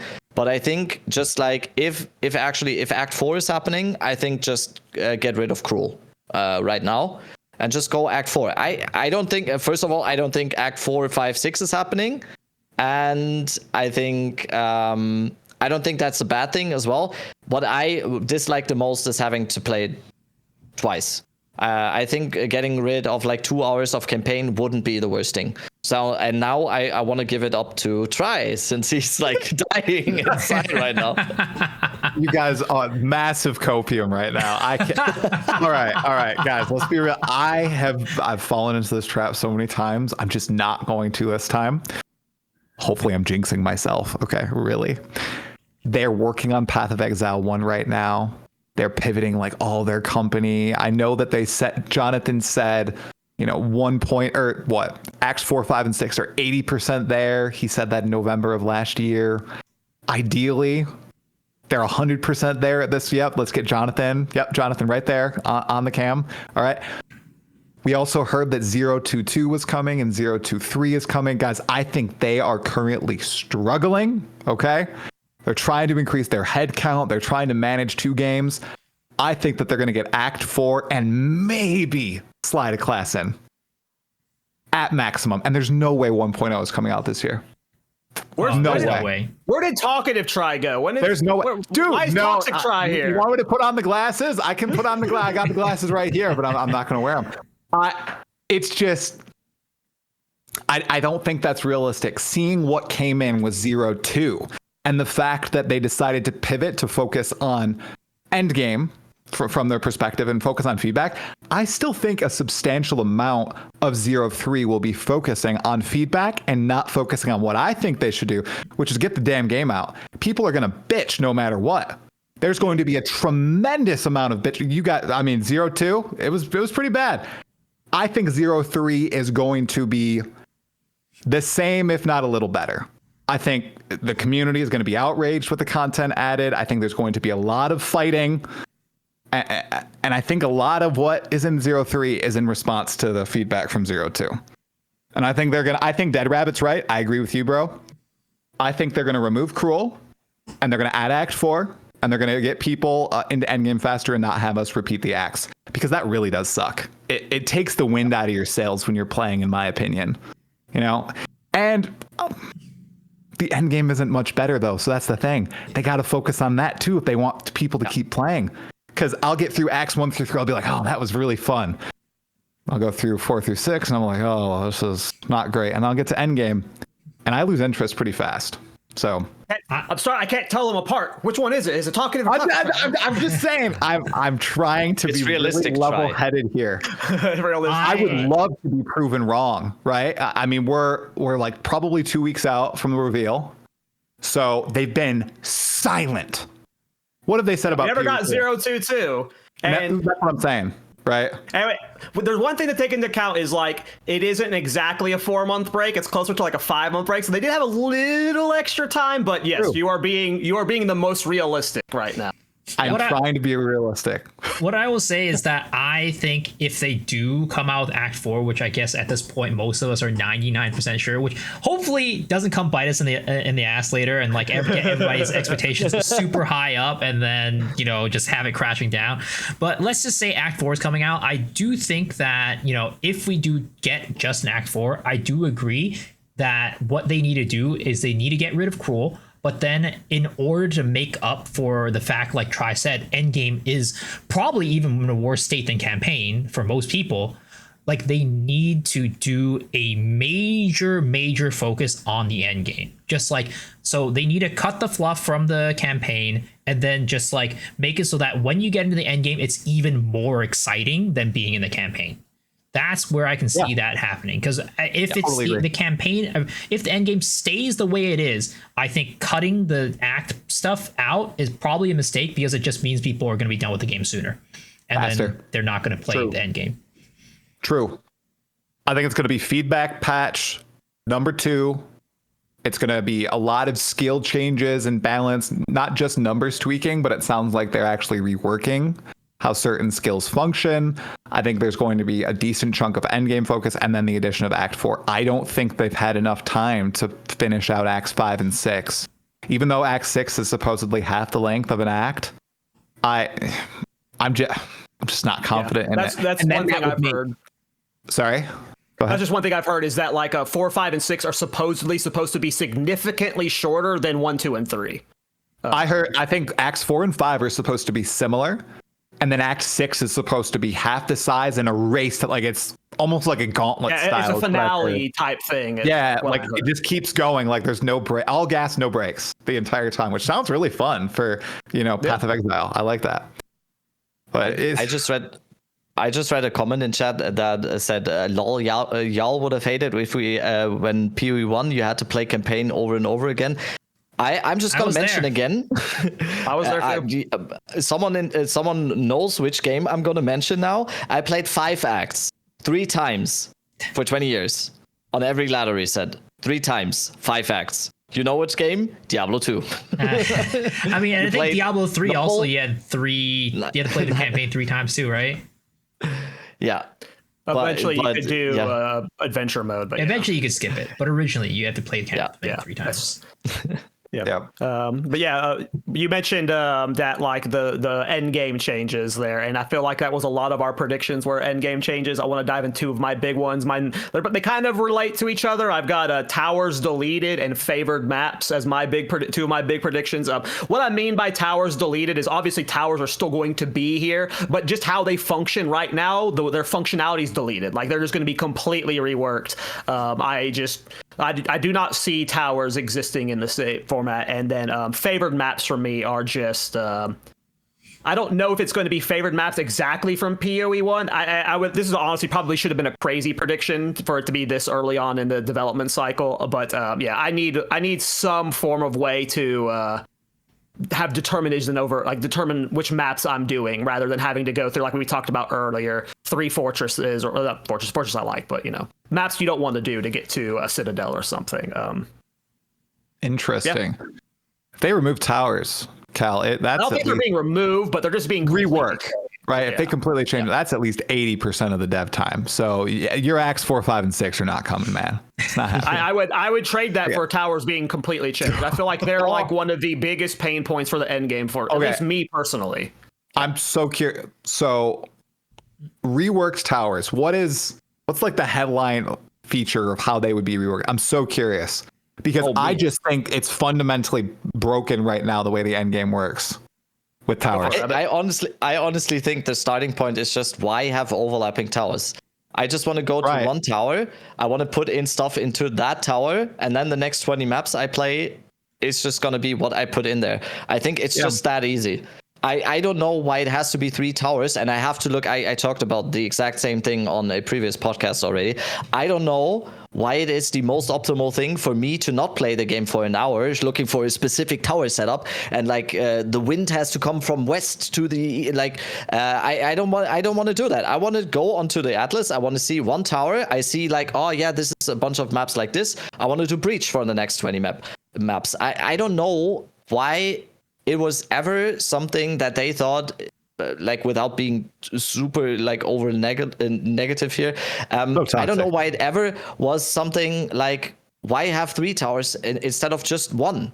Just like they already reduced the amount of towers. Why not reduce it even more and just have 1 very, very powerful tower? More stuff to juice the maps with. I have another crazy prediction here. My crazy prediction is a complete rarity rework, and that will come into that as well. Like, I want to just have 1 tower, and then the next 20 maps, and I know which maps are actually going to be influenced by the tower I have. I don't have to look for any overlapping. I can immediately play the game. I go to 1 tower, and then it's fine. I think towers can stay. I just don't know why the whole overlapping thing is a thing, because it's just anti-fun. It's just a time sink that doesn't need to be there. And that is actually something I'm like most passionate about, because it reduces the mapping experience by such a huge way. The mapping experience is just bad because of that, I think. Because the most efficient thing is to, like I said multiple times now, to not play the game and to actually do a spreadsheet, like to do the spreadsheet work and whatever, to go for these overlapping towers. I think it's honestly just a pretty obvious fix to just go 1 very powerful tower. And then you still have the options to go into 4 different directions on the Atlas, because you can go into all the different directions on the Atlas, and you can either go to this tower, or to whatever. I think it is... I don't know. It might be too obvious. I might not be thinking about everything. Like I said, I'm way too dumb to have like any type of like absolutely revolutionary ideas, and I know how to the game and whatever. But in this one, it just seems so obvious to me. Try. Yeah, I mean, I'm not joking when I say it's like the single worst thing about Endgame. Like, the tower navigation is why I don't like mapping. I only enjoyed mapping when I started using the Grand Project. We talked about this like on the podcast before, whenever I was able to choose which maps I wanted to do, or just completely skip ahead like 10 maps and go to the next tower, it's a combination of those two. Like, there's nothing else in Endgame that is like I'll straight up and just say it's bad. It is awful in its execution. In theme, sure, I like the theme of it, but it is like the single worst point of the end game, and it is just straight bad in its execution. Like ignoring the traversing thing, like, you just can't have overlapping towers. Like, if you're going to have overlapping towers, then all towers need to have at least 2 together. Like you just have to force it to where you're at minimum gate. Like, you're more likely, you're almost always getting screw that at that point, right? Like, yeah. I mean, all right, Go for it, Mito. I talked about this before as well. I think that they should, if they want to keep the traversal stuff, they scrap having set maps on the Atlas and go back to the PoE1 system, where you have, instead of waystones, you have maps again, but then you put them into each of the little slots, and you can run whatever map you want, and you still traverse that way. I like the idea of like it being a terrain. Like, you have like, they've got the theme of the terrains right now, and like you can choose a map of that terrain, right? So I don't know why they don't want there to be map choice. Like, there's no like logical reason why I could, like, they were rushed for time. Like, that's why it ended up this way. They were rushed for time, and that's the only reason it ended up this way. I feel like they know this is awful. No, I think this was a very intentional choice from Grinding Gear Games. I think they didn't want map choice. I think they wanted to make every map feel different. I don't think that succeeded. I really don't. There's too much randomness, and it does not feel good. I don't give it. So here's my, once again, my asinine take that I just consistently piss people off with. Like me liking the original dodge in the game where you got body blocked by monsters. I got mobbed for that one. Oh yeah, you're a freak. I'm a freak. I know, it's crazy. I don't give a shit about towers and overlapping towers, all of that. I understand what you guys are saying, that it's so annoying if you want to optimize the hell out of your playtime. Totally get it, right? Because you're chasing the best craft in the game, as much currency as possible, chasing that next upgrade for your build so you can get to your next build. totally makes sense because you guys are always looking for the overlap of 3. I've never looked for an overlap of 3. If I get an overlap of 3, I think what GGG thinks people were going to act like. Little dopamine receptors go off. Monkey sees banana, neuron activates. Oh, whoa, 3 towers. That's so cool. I think that's literally it. Obviously, for the audience that Path of Exile has curated, I don't think that works for the vast majority of people that are playing the end game voraciously, right? For someone like myself, it's cool. It's fine. The thing I hate, though, is that everything is determined by RNG. You get almost no choice when you're doing this unless you want to do a bunch of homework, busy work before doing it. And what I'm talking about is using towers to get the like breach or bosses to spawn on the maps you want them to spawn on. And even then, say there's 30 maps around your tower. Well, the maps that they spawn on might not be the maps connected to your current tile, so you'll have to map to those. It's like, I don't want to do all this extra busy work to play the game. I'd rather just say, I want to encounter breach and a boss in this map and maybe a ritual. And then I know it's going to be in that next map, right? Or I have a really good chance of it happening if I put the effort in. I don't get that right now. So that's one of the big things that I like about other games is that you do have that determinism. And I think that was a gold mine in PoE 1, and they have tossed it out in PoE 2, which really sucks. And it seems like they've acknowledged that. We'll see if it actually changes in 0.3. That's my big problem. But I totally hear what you guys are saying with the towers. It doesn't bother me personally. I don't know how, I think it bothers a lot of people in the community, but I've never been miffed by it. Just the overlapping towers. Go ahead. Just as someone, very, very quick, just as someone who is the big, I'm a huge min-maxer. I am so sweaty in this game. You this is, I'm super sweaty in this game. I hate it.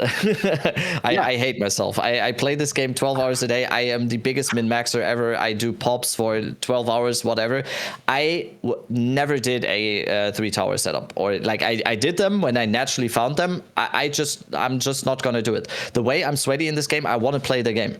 I'm not doing the thing when I'm popping. When I'm doing 12 hours of Path of Building for a character, that doesn't feel like wasting time in my opinion, because that's kind of in my stupid brain, that's kind of like I'm playing the game in a way. But the whole thing of setting up towers and going on trade site and finding the perfect tablets to find for that 3-tower setup, and then basically playing the game for an hour with Grand Project in order to jump as fast as possible to the next 4-tower setup.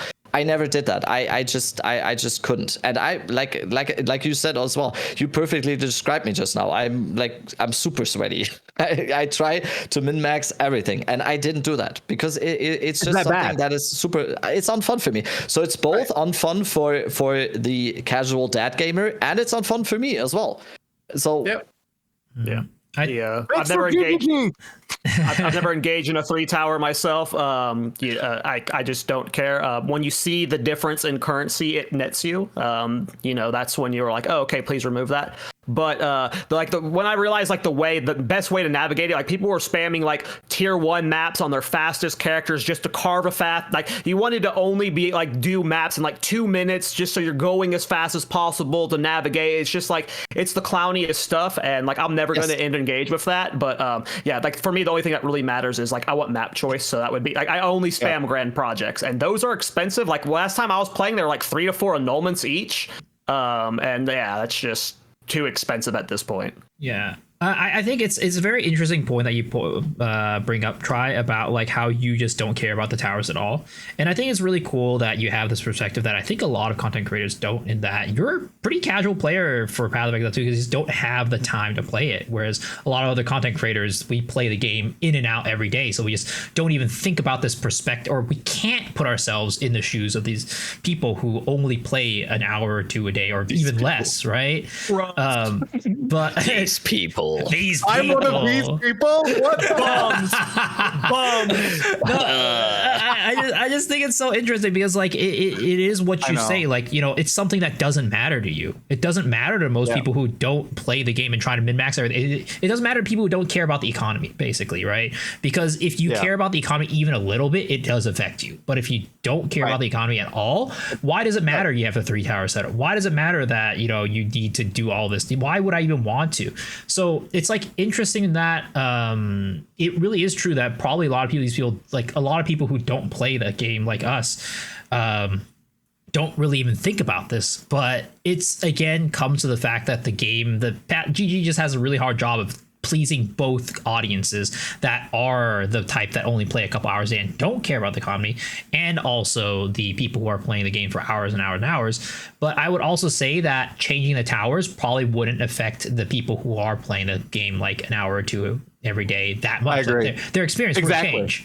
But it would change for the people who are playing the game day in, day out, which is why I do think that the change actually would be really good change, because it would not really change the experience for somebody who's just playing a little bit, but make the experience for someone who's playing the game a lot astronomically more fun. And at the end of the day, I think that's the important part. Like, just needs to be more fun. Yeah. I completely agree. Go ahead, Try. I was just going to say, I completely agree.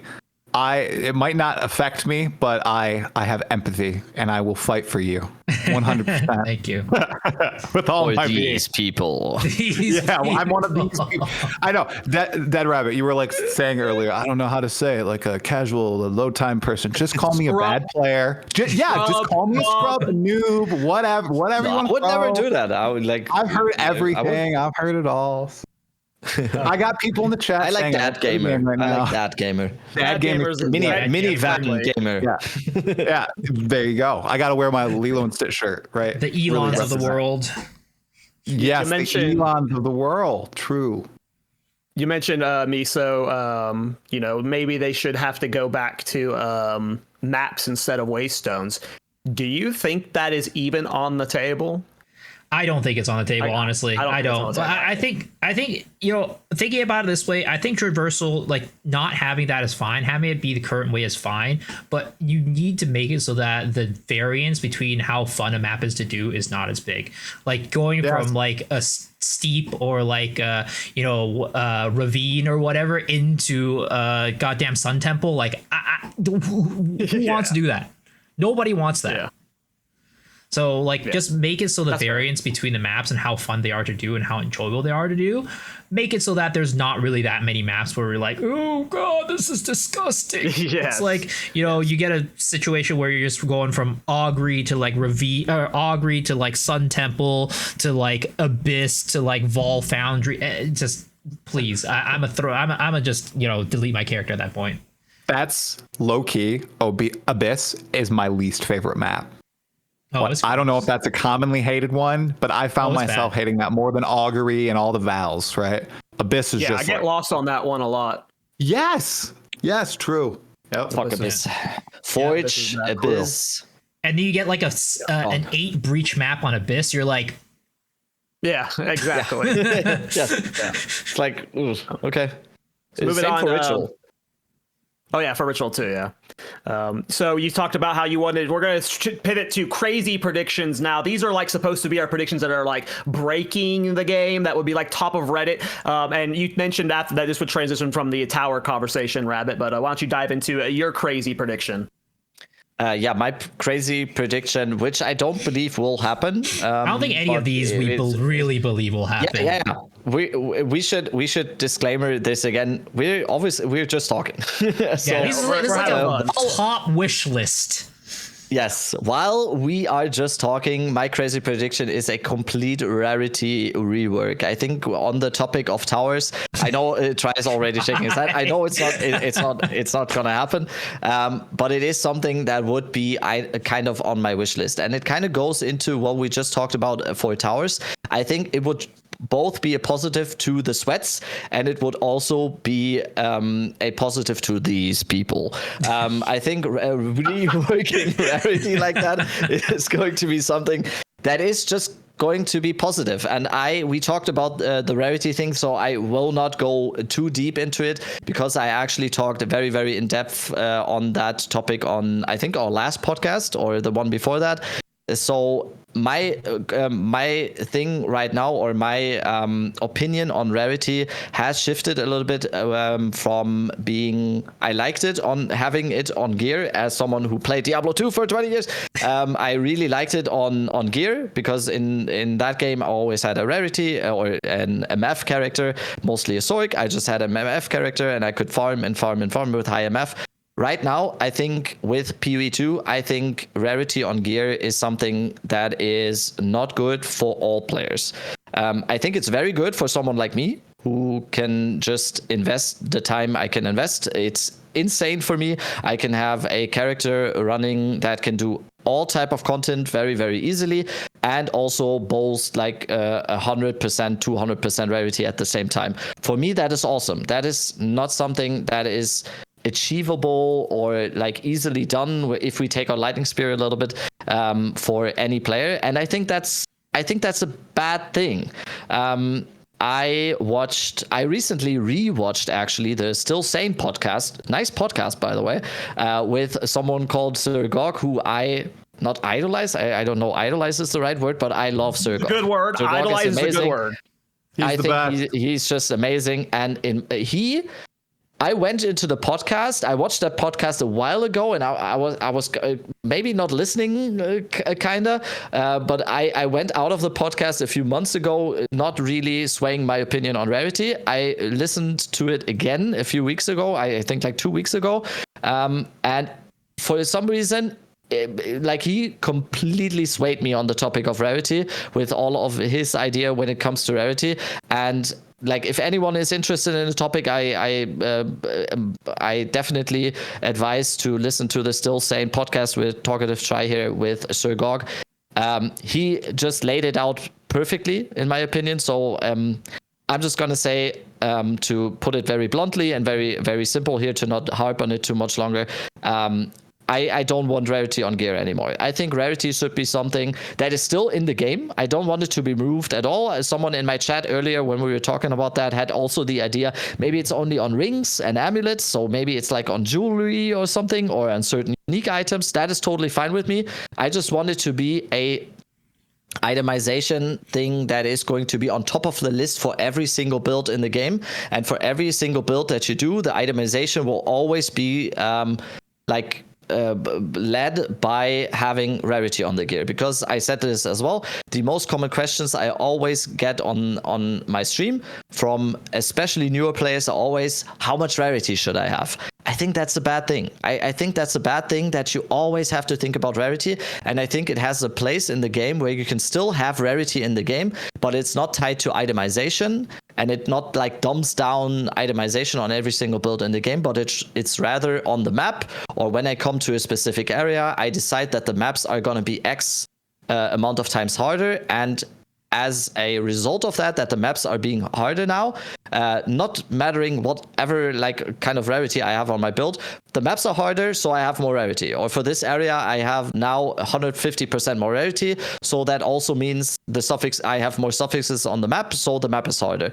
I think that is something. I don't think it's gonna happen. It's just something that I've kind of recently gotten into of having that opinion. Mm-hmm. I mean, yeah, we talked about this in depth in our last, our rarity conversation. Like, was it 2 episodes ago? I think, 2 episodes ago at this point. It's a blur at this point. Yeah, podcast episode 2. If you guys want more in-depth conversation about rarity, head over there. There's timestamps on it on my YouTube. Check it out. Yeah. But I still stand where I'm pretty neutral on it. You guys swayed me closer to the side of like me being okay. Like, I don't care what happens to it, but you guys definitely got me convinced sooner. I would want to, like, I'm sad Try is AFK right now because I would love to ask a noob what he thinks about rarity. But these people. Yeah, we can go back on it later if we need to. We'll dip back. One of the predictions Well, why don't we just dive into your crazy prediction, Miso? I actually like yours a lot. Yeah, so actually, this is a prediction, and again, prediction is a loose term. It's like kind of a wish / like copium, hope, want for the game. This is a realization that I had as I was actually playing Titan Quest 2. But like I said, Titan Quest 2 was just pure fun. It was just really fun to play. And I also thought that on top of the game being very fun, I also think that the bosses were very well designed in a way where I thought that it's more of like a PoE 2 style where the bosses are going to be challenging. You're going to be dodging mechanics. You're going to be, you know, doing all these things to like basically have meaningful combat. But the thing is, the game just felt so much different and so much more, again, relaxed and fun to play. And I think a large part of that is because this is something I've wanted for PoE, and now that I have played that, want for PoE going forward, is that meaningful combat, the vision can still be in the game, but I don't think that it needs to be on the mobs themselves. Like the white mobs, the rare mobs, the magic mobs. Like, I do think there's at least in the campaign, right? Because during when you're mapping, everything just dies in one hit. It doesn't really matter. But in the campaign, I think there's a lot of value in thinking about reworking the health values and the defenses of the regular mobs to make it so that the regular mobs, we don't, like, again, we came into a situation in the beginning of Dawn of the Hunt where white mobs sometimes felt harder than rare mobs for some reason. And like people were saying like, oh, we're dying to white mobs, right?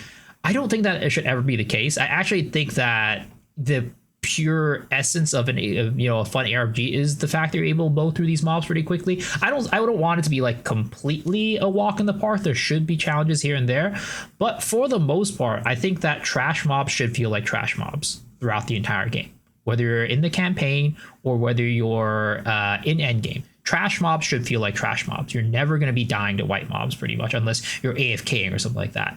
But then the challenge and the meaningful combat comes in when you're against the bosses. Because I mean, I think for the most part, most people think that the bosses are great. The bosses are fun throughout the campaign. They have cool mechanics, cool attacks, cool, things you need to watch out for, things you need to dodge. And the main complaints for Dawn of the Hunt really did come from the fact that you're feeling like the campaign is a drag because all the monsters are like, what is it? I don't know, too fast, too much HP, do too much damage, whatever, right? I don't think it would detract from the experience of Path of Exile 2 and what they're trying to go for if you made it that the trash mobs felt like trash mobs to fight, but then, make it so that the bosses are going to be the hard parts of the game where, again, even in Dark Souls, for the most part, trash mobs are fairly easy. Now, it's a Dark Souls, it's a Souls-like game, so you're going to have some issues where you're having trouble with some of the trash mobs. But again, this is an ARPG. This is not a Souls-like. So making it have those ARPG elements while we're going through the trash mobs and maybe adding a mini boss here and there or something like that, like a big unique monster, and then the bosses actually feel like bosses, and like that's where the difficulty comes from. Yeah, I feel like I'm in the minority here. I actually I don't know, I've always loved PoE 2's campaign's pacing. I've always loved how difficult it is. Like, I have admitted many times on my channel that I feel like I'm like, I don't contest my viewers on this when they disagree, right? Like, I feel like I might be in the minority of that.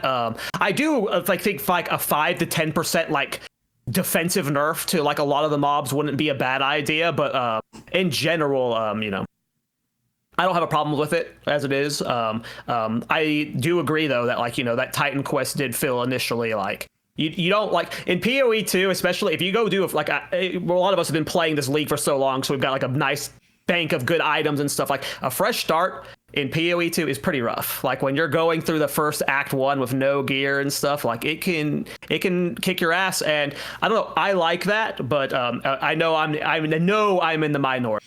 Yeah. I have these people. I have no qualms with the campaign and how the game feels right now. It's just more of trying to find a better middle ground for people who at the beginning of the Dawn of the Hunt were really just this game sucks. I don't want to die to white mobs, right? If they kept the game the way it is right now, I still love the game. I'm just trying to find a compromise or a middle ground where we can meet people that, are unhappy with how the pacing was in Dawn of the Hunt.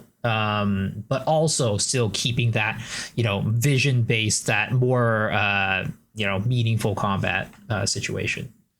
All right, Right, before you explode. Go for it, Dead Rabbit. No, you. I was giving it to you. Oh, I thought you were saying before you explode, let me get in here. No, I feel like I'm fighting with you, Miso, between this and the tower. So we're gonna keep it up. So I actually think I agree with you. I think you saved it there, in my opinion. If they keep it the way it is right now, I think it's pretty decent. I'd actually say I did a fresh start of the campaign about 4 weeks ago. I got through it with no pass down gear SSF in about 6.5 hours, and everything seemed pretty weak. Like the white mobs, they fell pretty quickly. I was using like galvanic shards and everything, so maybe that's a strong skill, but everything seemed to fall pretty fast. The bosses were actually pushovers. I'm actually in the camp that they went way too hard on the nerfs for bosses. Creatures like Draven, like that boss, man, that used to be, a checkpoint. Maybe it's akin to how the Butcher was in Diablo 2. I'm not too sure. I haven't played a lot of that, right? It's not the Butcher in Diablo 2, it's the Smith, right? Shoot, the Butcher's Diablo 1. Whatever. It's okay. Mixing it up. Anyway, he was a really good checkpoint boss. He dies in like 15 seconds now with auto attacks, and I think I did one volley of grenades. It was crazy, and I had no hand-me-downs. So I feel like they went and overcorrected quite a bit. And maybe I'm rewriting history, but man, I thought Dawn of the Hunt was quite the overreaction with a lot of the feedback. I think there was a bug with white monsters that were spawned as rare monster minions that had 50 to 60% more health than they should have, and they had damage reduction, so they felt horrible. But everything else seemed to be a pretty good tuning. But they went over. I think they went overboard, and they nerfed a lot of stuff. I'm also of the opinion of like Caltrack, you were saying you like it to be challenged in that first run. I love that too. Kind of trudging through that first campaign run of the season. And I loved when monsters were dangerous. There was a nerf patch, I can't remember if it was 0.1 or 0.2, where they went and they made changes to a lot of monster abilities. You guys some of you might have loved it. Like the vultures, the vulture demons, they used to jump from like 3 screens away. You would hear them go like, caw, and they would like fly at you and just kill you. I love that shit. That's another opinion. People are like, you idiot. Why do you shut down your channel? What is going on with you? I love it. It's so cool. I think the only one that was egregious was the caster that would do the meteor. Like he'd flick his finger and the meteor would come and you'd be like, what the hell is this? I thought that was great. But the vulture demon is pretty cool. I like having those monsters you're scared of. And as I read through like Diablo 2 forums and I watch some videos, I feel like that's something that a lot of people loved about OG Diablo 2 is you had to watch out for the different mob types that were spawning and they all had different cool mechanics. I feel it's the same with Path of Exile 2 right now. I like that you're paying attention to all those individual monster mechanics in the campaign. And then in endgame, like we've been saying, shit just dies. And you might love that, you might hate that. I like feeling it in the campaign. So it is the exact power fantasy, like you described the perfect power fantasy that I like. Just like subjectively speaking, that is what I strive for. I think the biggest mistake, and this is just my opinion. I think the biggest mistake PoE2 can make is dumbing the game down, making it easier. I actually like the struggle. I think that is how an ARPG should be structured. You struggle, and it's hard, and it feels hard, and so you die, and it feels. I think frustrating is not the right word here. I think frustrating is bad. Yes, it should not be frustrating, but you should struggle. I think the worst thing you can do is making it in a way that you're a god from the start. I'm going to mention Diablo 2 again. Diablo 2 feels a little bit like PoE2 felt before the nerfs, that the campaign is a struggle. Anyone picking up, and I think you just recently picked up Diablo 2 for the first time try, it is a struggle and a half. There is so many similarities between how PoE2 felt the first time I was playing it for Diablo 2, which is 99.9% of the reason why I fell in love with PoE2 so much, and I still am. I love this game. Even though we are doing a podcast here where we are obviously talking about the issues and we are talking about what we want to be improved, I freaking love this game. It is amazing. And the biggest reason, or one of the biggest reasons, is because it is hard. Nothing is really given to you that well. The power fantasy is you struggle, and then you slowly get better, and then at some point in the end game you just become a god. That is what I feel like should an ARPG. This is not a counterpoint to Miso. I think what Miso had some very valid points. I think what Miso was more talking about, without like saying what you wanted to say, is take the frustration part out of it a little bit, right? It's like frustrating feels bad, but I think the worst mistake GGG can do is listen to the Reddit crying of dumbing the game down and making it less challenging. I think that is obvious. I think, in my opinion, do anything else, but please keep the game challenging, because it is just that is the only way for me to not play Path of Exile 2 in the future, like for the next 10 years, is to dumb the game down. Because I played like some other games, like ARPGs, where everything is given to you and it's like this fast metabolism. No, not fast metabolism, but this instant gratification and stuff. That is a way to get me turned off the game in minutes, basically. And I really like the power fantasy, to say it again, is struggle at the start. It is hard at the start, and then you become a god. But you worked for it. I don't know. When I think back to the Dawn of the Hunt struggles, like, I'm curious, Miso, your thoughts on this. Like when I think back on Dawn of the Hunt, a lot of the frustrations didn't come from, like, maybe some of it did come from monster difficulty and stuff, but I just felt like it came from, like, a lot of people not know, like, one, the build balance was off. There was like a patch early on that, like, I think buffed Stomping Ground that made the Rake Stomping Ground build so meta. But like when you think of like Rake Stomping Ground as a build and how that progresses through the campaign fairly quickly, like when I think of nerfing mobs, I feel like one of those builds becoming too fast. So like, I'm just curious, like, is Rake Stomping Ground too powerful of a campaign build for you, to where like you're wanting that nerf down with the monster health, or like are you picturing Rake Stomping Ground as like the base point of all like good campaign builds, and then nerfing the monster help on top of that? Yeah, I mean, I guess part of it is like, so to go back, and I don't know if this is going to completely answer your question, but I do think that maybe to clarify myself a little bit more, it is exactly what Rabbit was saying earlier about like removing the frustrating parts of the game rather than just like dumbing it down, right? Which is why I tried to say like, oh, they should still keep like, you know, certain mobs that are harder, like, you know, every now and then throw in like a bigger unique here and there, like have the challenge. Because I do think that that is part of the essence of Path of Exile 2, having that more challenge, like, you know, not making everything a cakewalk, not making everything like a you know, complete walk in the park, but it is, again, moving some of those parts that you don't necessarily want to be like. Again, I don't think anybody wants to be there and slap a white monster like 10 times before it dies. Like, I don't think anybody wants that.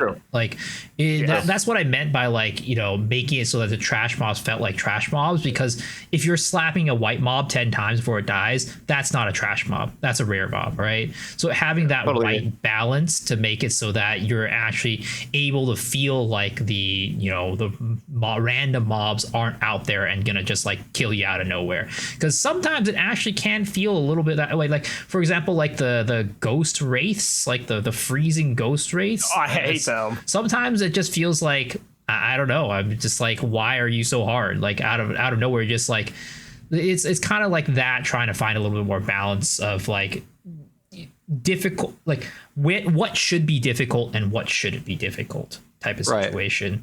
And finding the right middle ground for that is where I'm going towards. And to talk about the speed stuff, it's hard to say what I want for the baseline for speed and like difficulty. I think that Rake Stomping Ground was definitely way too overtuned for this campaign. Like, it just was way too powerful. People were just getting to, like, you didn't need to have a build, really. You just slap on Rake Stomping Ground, slap on strength. Yep, and you're done. You're done. You don't even need to go into random, like, these nodes or whatever. It was way too powerful for this campaign, so definitely not that level. But I think that, to clarify a little bit more, it's more about just like having the right things be challenging is what I was trying to say. You perfectly answered my question. Yeah, so it's like a combination of a lot of things, but yes, you perfectly answered my question. Cool.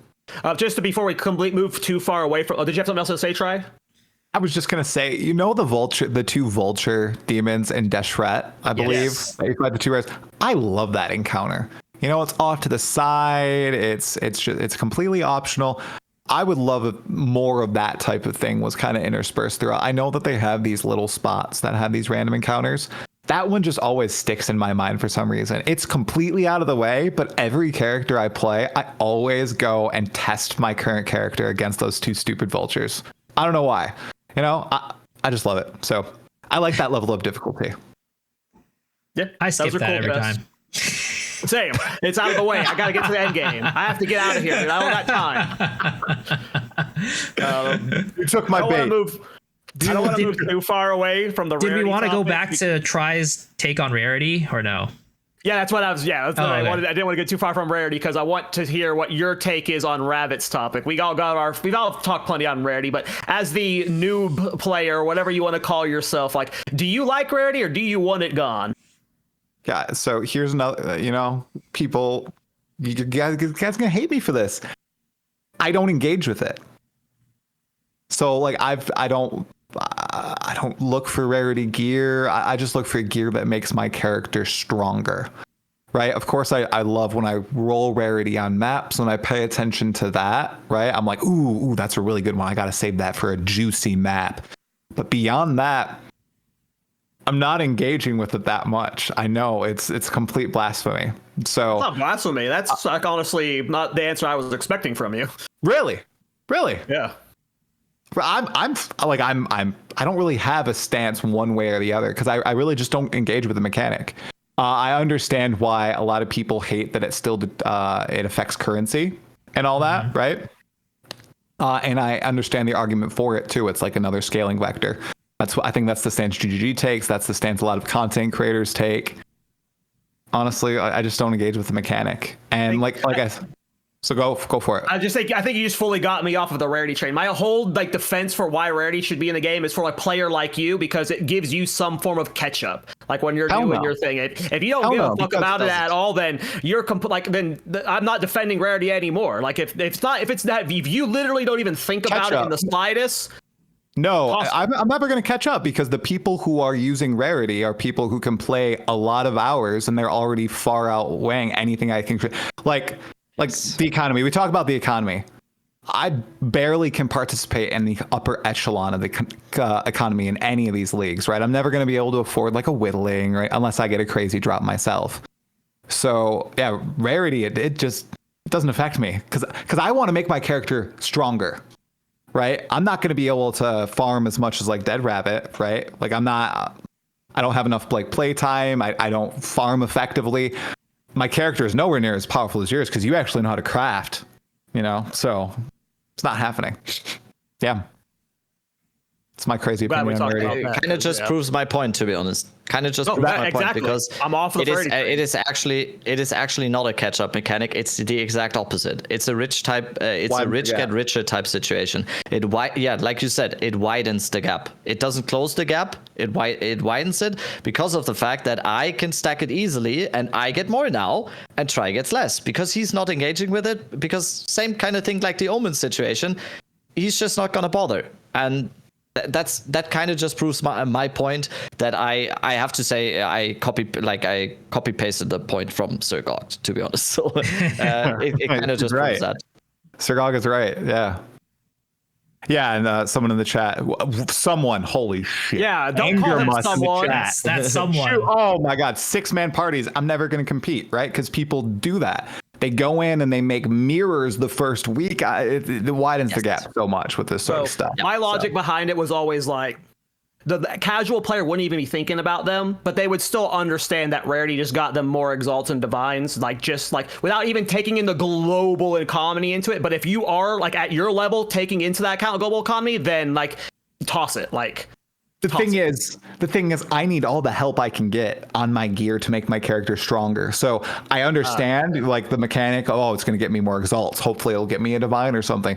But I almost exclusively attempt to scale it via towers and the maps. I almost never put it on gear. It's a nice extra if I have all my res, if I have, energy shield and all my stuff, right? But it's not something I'm like, this is a dead item on arrival if it doesn't have rarity, which I know a lot of people do treat items like that. Well, yep. I'm glad we got that discussion. Sweet. Because we've gotten like the whole spectrum of it, really. Like we had the rarity topic a few weeks ago where I was kind of like on a different perspective from them, and now I feel like we've gotten everyone's perspective, and now multiple people agree to get rid of it. I mean, they already reduced it. It was already a change. Like the change from 0.1 to 0.2 is already kind of a thing where we can see that it is definitely something that is on their mind. Maybe they just need to have it even more on their mind. We will see. Yeah, that nerf was the nail in the coffin. Yeah, was your like I said, I don't think it's going to happen. Was your conclusion to get rid of it or to rework it into something? To get rid of it? No, get rid of it. Gear. Get rid of it on gear. Get rid of it on gear. Right. I think that makes sense in the grand scheme. Like, I don't think it would affect me, but in the grand scheme of things, I totally agree with you. I think also, I was going to say another point, like with Waystones, I hate that only 3 modifiers affect the loot on your map. What the hell? Yeah, we're difficulty or rarity. Yes, difficulty for rarity, harder content for better items. Like, what is going on here? We split them all now. Nope. Getting mad. Okay. Nuke rarity has been confirmed. Nuke rarity. So I'll move on to my crazy prediction. I talk about it all the time. I'm a trade Andy. I have not gotten into the crafting game yet. Maybe one day. I mean, imagine one. My crazy prediction is we are finally getting it, boys. Instant buyout trade. It's coming this patch, and they're not hyping it up at all. It's just going to drop. Because, that's definitely coming at 1.0. But, instant buyout trade is my crazy prediction. I feel like trade, is just so awful right now. It's just I feel like PoE 2 has just made it clear how bad their original trade system is, and it does not work with a modern gaming audience, especially when you take into account like console players and stuff. Instant buyout trade, no matter how it functions, whether it's just from the stash yoinking it or some auction house system, I don't care. But that's my crazy prediction. Is I'm a trade Andy, and I want to make trading easier. So that was my crazy prediction. I think you might be right. I think it's not that crazy. I think it might be crazy for 0.3, but I don't think it's a crazy prediction. Yeah, I think over the long run we will get it. Yeah. I mean, they've confirmed it's coming for sure. But they've talked about it for this patch. I think it's coming for 0.3. You think so? That would be sick. Yeah. I'd be happy with that. Who's on the hopium now? hey. I think it's coming for 0.3. I think that they talked about in that interview from China that they had the design, they're working the implementation. That is a huge thing. So I think we talked about this. It's going to mostly be a reaction patch again, right? We'll get Act 4, but then everything else will be reaction. I think we're going to get the trial. Ooh, that's going ahead. Whatever. Trial of Ascension. We're going to get a new Trial of Ascension from Act 4. What do people complain about the most? Trials of Ascension. Okay, so here's a brand new trial. What's another thing people complain about a lot? It's trade. Incessant complaining about trade. Everyone has an opinion on trade. No one does, everyone engages with it, right? Who plays the game. I think that they know that is a hot button issue, and especially just with how much it's also a complaint in PoE 1, they want to test the waters with PoE 2. Now is the perfect time to do so. It's in early access, and they can reset the economy and wipe everything once it goes into 1.0. So I think they might slip it in. I think it'd be huge. That'd be a top line feature. Yeah, it would. If that is announced tomorrow, that is just something that everyone will lose their minds over.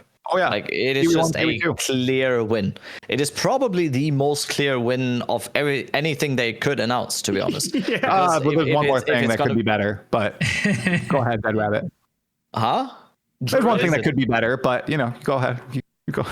It's what is it? It's just the most clear win, I think. Anything else, there's always going to be opinions. There's always going to be people when they release Druid where people are going to say, I wanted Shadow, I wanted Templar. If they release Axes, it's going to be, I wanted Swords, blah, blah, blah. And that is just the most clear, I just kind of thought it would be kind of crazy if it actually happened for 0.3, but that is probably the biggest win. They if anyone complains about not having there the will be. system, There will be. That person is There will be. Yeah, There is. You're That is right. just 100%. There just is. Are you kidding me? And that is just that is a good thing though, because then you could be, yeah, it's just gonna be, that is the biggest win I think you could have. Yeah. I talk about how I buy the grand projects or whatever to navigate the map. Like I have to message 100 people, like because there's going to be like 1,000 people with them listed for 2 annulments, and like I'll have to get through like 50 of them just to get one person to spawn them, and it's ridiculous. Yeah. There are so many better ways to do it. Miso talked about like some kind of trader in your hideout, for example, like. Stuff like that. I really like that idea. Actually, engaged with that idea at all. I think you cited Maple Story as the thing that was a thing in, where you had like a trader in your hideout and you give him the items basically, and you put them up for a price, and then it's basically like an auction house type thing. I don't know if it will be. Most people are talking about like an auction house type thing. I don't know if it will look like that. I think they will think about like something close to that, but not exactly that. Well, they still need to make you buy stash tabs, so it's still gonna interact with the premium stash tab. Definitely. Yeah, but yeah, I'm excited for that because it will just be a straight positive. Yeah, well, that's why I put it as my crazy prediction, because I figured it would be like something that would, if it came out, it's going to be the top post over Reddit, right? Like it's going to be there, and like, yeah, that was my prediction. Yeah, I'm a trade Andy. One day I'll get into crafting, but not this season. Try, I believe you have a crazy prediction, which is actually crazy. Shoot, I have a crazy prediction. I remember what I wrote down. Yeah, my crazy prediction is not only are they going to rework a bunch of the skills that are terrible for this patch, they are going to fill out the rest of the weapon skills too. You know, all those coming soon skills in the staff section or the mace section? We're supposed to be getting something called Spinning Inferno for maces, which sounds like Cyclone for maces. That sounds pretty cool, right? What if they brought it in 0.3? That would be awesome, right? That'd be crazy. Right, guys? Wouldn't that be crazy? That would be crazy. I didn't know what you meant by that. I thought you were talking about like swords and like everything like that coming this patch. I was like, yeah, that's nuts, dude. That's a crazy one. No, I forgot about there's all the coming soon filler spots there. Yeah, that would be cool. That would be cool. I would love it. I think that's definitely possible, and I don't think the game they'll stop there either. They'll probably add in more skills eventually, even beyond the coming soon skills. Oh yeah. Yeah, I'm hoping for some chaos stuff too, maybe, with that's some hopeful... one of my big predictions. Chaos buffs and Chayula buff. So big chaos improvements, because chaos is really bad right now. It's not like in Path of Exile 1, chaos is a premium type of damage. Chaos damage is premium. You want that. In Path of Exile 2, you don't care about chaos damage. Like, what is that? Garbage. Get it out of here. Total garbage. Sorry for jerking my neck. I have my phone notifications on for Twitter because I feel like they're gonna tweet the teaser. So I heard it go off, and I was like, "Oh God, I gotta see it. Gotta tell the boys." Some big person liked my tweet, so I mean that's a good thing. Stupid. It is, but it's no teaser mid podcast. How cool would that be? That would have been yes. Come on, GGG. I know at least 3 of you are watching. Come on, drop the teaser. I feel like that's more tame of a prediction than I was thinking, but I still feel it's a little crazy if they're planning on rebalancing all classes. So I definitely feel like that skills. So I definitely feel like that qualifies as a crazy one. I wouldn't be surprised if we got at least some new skills for these weapons, and that would be a good thing. Like I feel like that would surprise plenty of people. No one's really thinking, well, a new mace skill is coming, right? Like, so if it happened, that'd be great. The hunt, right? We didn't get any new skills for existing weapons, so it would be pretty cool. Mm-hmm. I agree. So yeah, no, it was just spears. It was just spears and supports. Yep, that would be a good thing. Oh yeah. All right, let's talk about Daggers and Axes, Rabbit. Oh yeah, I talked about it a little bit. That is my last big prediction. I think for 0.3, especially now, I think if Daggers would obviously be geared towards the Shadow, I think that is a slight possibility, I would say, that we might be getting the Shadow. That would mean that we have the full Dagger class in the game now. And yeah, we talked about this on a previous podcast as well. I think the biggest need for weapon types is in the warrior section, I would say, or like in the warrior archetypes section, because that we only have for the melee weapon type thing, that the only thing that is available right now is the slowest item class in the game, or the slowest weapon class in the game is not a good thing in my opinion. So we need more options. I think swords was obviously something that Jonathan said is going to be something that is probably going to be last or something. So I'm not hoping for swords, but we need another weapon class for the warrior archetype. So I put axes here. I think that would open up a lot of the game that is currently not really available in that sense. So yeah, daggers and axes would be my last big prediction. I think that would be something that a lot of people, again, and that's why I put it as a big prediction, that is something that super many people would be super excited about, I think. Axes, oh my god, whirling axes, something like that. Two-handed axes, one-handed axes, just need faster weapon classes. I see Engormis in our chat here, so I think he agrees. He doesn't want to, he's not even doing just with all the rake stomping around. He's just, I think if we had some axes, there's going to be more stuff to do as the warrior archetype. I'm not strictly talking about just the warrior class, since the whole system of Path of Exile is just more weapon based rather than class or ascendancy based. So yeah, it would just open up so much more of the game. They typically do have them come with ascendancies and classes though. So if we do get axes, we'd probably be getting Marauder as well, which I do think is possible.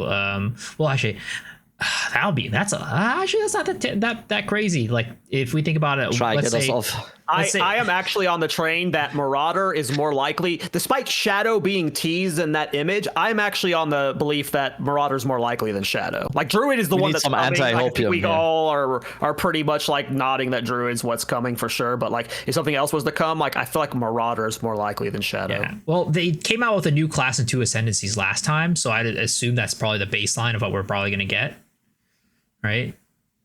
Because they came out with Witch, and then they came out with Tactician, and then they came out with Huntress. So Huntress is a new class, and then we had Witch and Smith. Tactician. Oh, actually, they came out with 3 new ascendancies. So yeah, 4? Was it 4? Is it 4? So we had obviously Ritualist, Amazon. Oh yeah, Smith Ritualist comes with Amazon Huntress though. So I lumped that in the Huntress. Oh, okay, got it. Yeah. Okay. Yeah. So 5 total. 5 total. Yeah. Okay. Yeah, Huntress, for me, in my mind, Huntress already kind of covered those 2. I would like, it depends on, like, I'm just trying to think of like, I'm not saying you're wrong, but like, do they feel like that is like a, like internally, is that a release pattern they feel like that they need to, like, is that a cadence that they have to commit to? Like, do they feel the need that every patch has 1 class and 2 ascendancies? Or like if they were planning 1.0 right away, maybe they were planning on a bigger class dump at some point. So I'm curious. That's just really just like how they're thinking internally. I have no idea, obviously. Well, from what they said, they're not sticking with a content schedule anymore. They're sticking with a time schedule. So I don't think they're, at least in my mind, from what they've said, they're not holding themselves accountable to a certain amount of classes or ascendancies anymore. Right. And it sounded like they were going to hopefully get in 1 class. Yes. I think Jonathan said that when I spoke with him. He said, we're hoping to get 1 class in. So I don't think this is a 2 or 1. I think this is a 1 or 0. Mm-hmm. Right? Yeah. And if he's to be trusted, we know what that class should be. So I think that's a good call though. I think that's a good call too. I talked about this when discussing with my chat on my screen. I think that's a good call, because I think there are other areas that need improvement first, when like before we get new classes and stuff. I can't do anything with a druid if I don't have the improved endgame. For example, if I don't have more to do in the game, I do think that's a good call. we are kind of riding the Hopium train a little bit, and we're going off the leaks, and and we talked about this as well. And I think this is due to the absolute long radio silence we had. That we didn't have anything to go off of for the last 6 weeks now. The last patch is so long ago. The last thing, like the last sign of life on anything PoE2 related, I think was actually like the build showcase that they did or something for this league. So we are just running on fuel when it comes to like actually getting some information. That's how the Hopium overdose just happens. I just want to say, like, in response to, I forget how you phrased it, but you said like Druid getting added right now, like it's not what the game needs, but the one thing to take into account is like GGG's developers, like some of them are only class developers, right? Like, and if they finish a class, GGG might like, it's more like not about what you need, but what they need. Them getting these classes tested and stuff. So like, Sure. you know, I just want to throw out the counterpoint from the dev side of 100%. things. Like, if the class, like, it might not even be someone who ever even touches endgame who finishes this class and it's just done, right? Like, and it has nothing to do with any of it. Yeah. Just a counterpoint. Any more big ones? I think the only other big one is the Druid. Druid? Druid. I think The two of you Druid? predicted that. I think two of you predicted Druid. Yeah. Try and Miso. I mean, when you guys were talking about the one thing that nobody would be upset about being trade, come on, people, everyone loves the Druid, Dead Rabbit. Nobody's going to people prefer like the Shadow Templar more. or Shadow. Somebody in chat predicted what I was thinking while you were saying that. They wrote hind legs. That's like a callback to a stream of mine from like 5 months ago when I was talking about the big meaty hind legs that the bear stands up on when you're in bear form. You know, that one clip that I've been just smelling in the fumes of for 2.5 years now. The Druid looks so cool back then. Man, if it plays as well as that clip looked, I'm just gonna be happy. I wonder how much of the community's like infatuation with Druid has just been built up by your silly ass. What do you do? You like Druid up more than anybody, man. I don't have an impact. There's no way. I don't talk that much about the Druid. I oozed about it when we first saw it, okay? And then they showed one other clip of it when they released the console trailer. The same thing. They know that clip just is, it's juicy. The bear going back on his hind legs, roaring and then slamming down and charging like this. What a cool ability. Who wouldn't want to use that, right? It's just a feel-good move. I mean, You know? I never liked Druids. maybe I feel like the furry community might be fueling it more than Dude, Try though. This is that's fair. insane coming from the anime horse race person. Okay, like what is this? Come on. I think he was defending you there, actually. Wait, no, was he? Oh God, did I mishear Yeah, he was that? saying the blame of Druid was on the furries, not you. Are there furries? I don't even know. I learned what a furry say I was assume. late in life.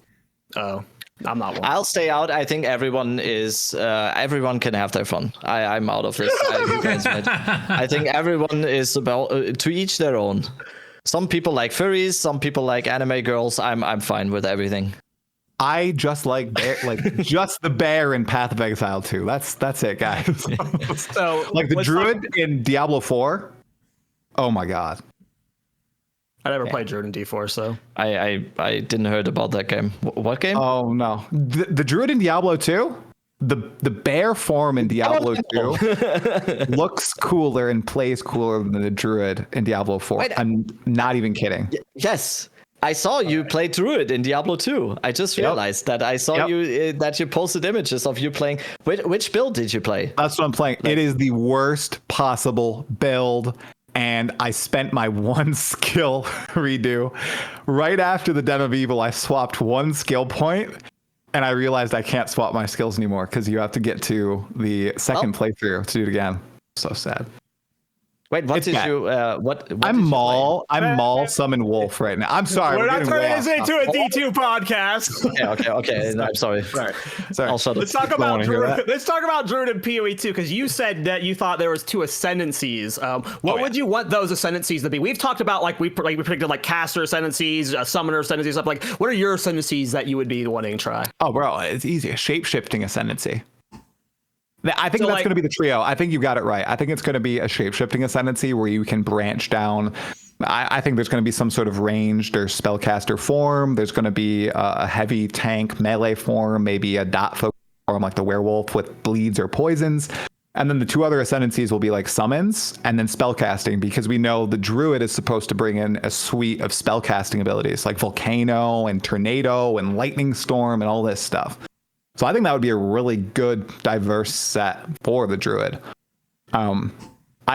In my earlier days as a creator, I did do a fan ascendancy for the druid that I thought was pretty cool too, called the Abomination. Ooh. Yeah, could consume It's actually a lot like the Ritualist. Would like consume corpses to get abilities from the modifiers it consumes. So interesting. I feel like that would be more along the sides of like a Lich type of situation. Than Druid, yeah, unfortunately. It's a little darker. Druid's kind of more of a light type of like, They was like the corrupted druid in Act 1, though. That's what I was going kind of for that. I was going for like a druid who's been touched by the darkness from Path of Exile 1, like Tane and Metamorph, rip Tane. But like a metamorphish druid. I know people probably don't even know what this is because it's not in PoE 1 anymore. So that's what I was going for. I'll be happy with anything as long as the bear's still in the game.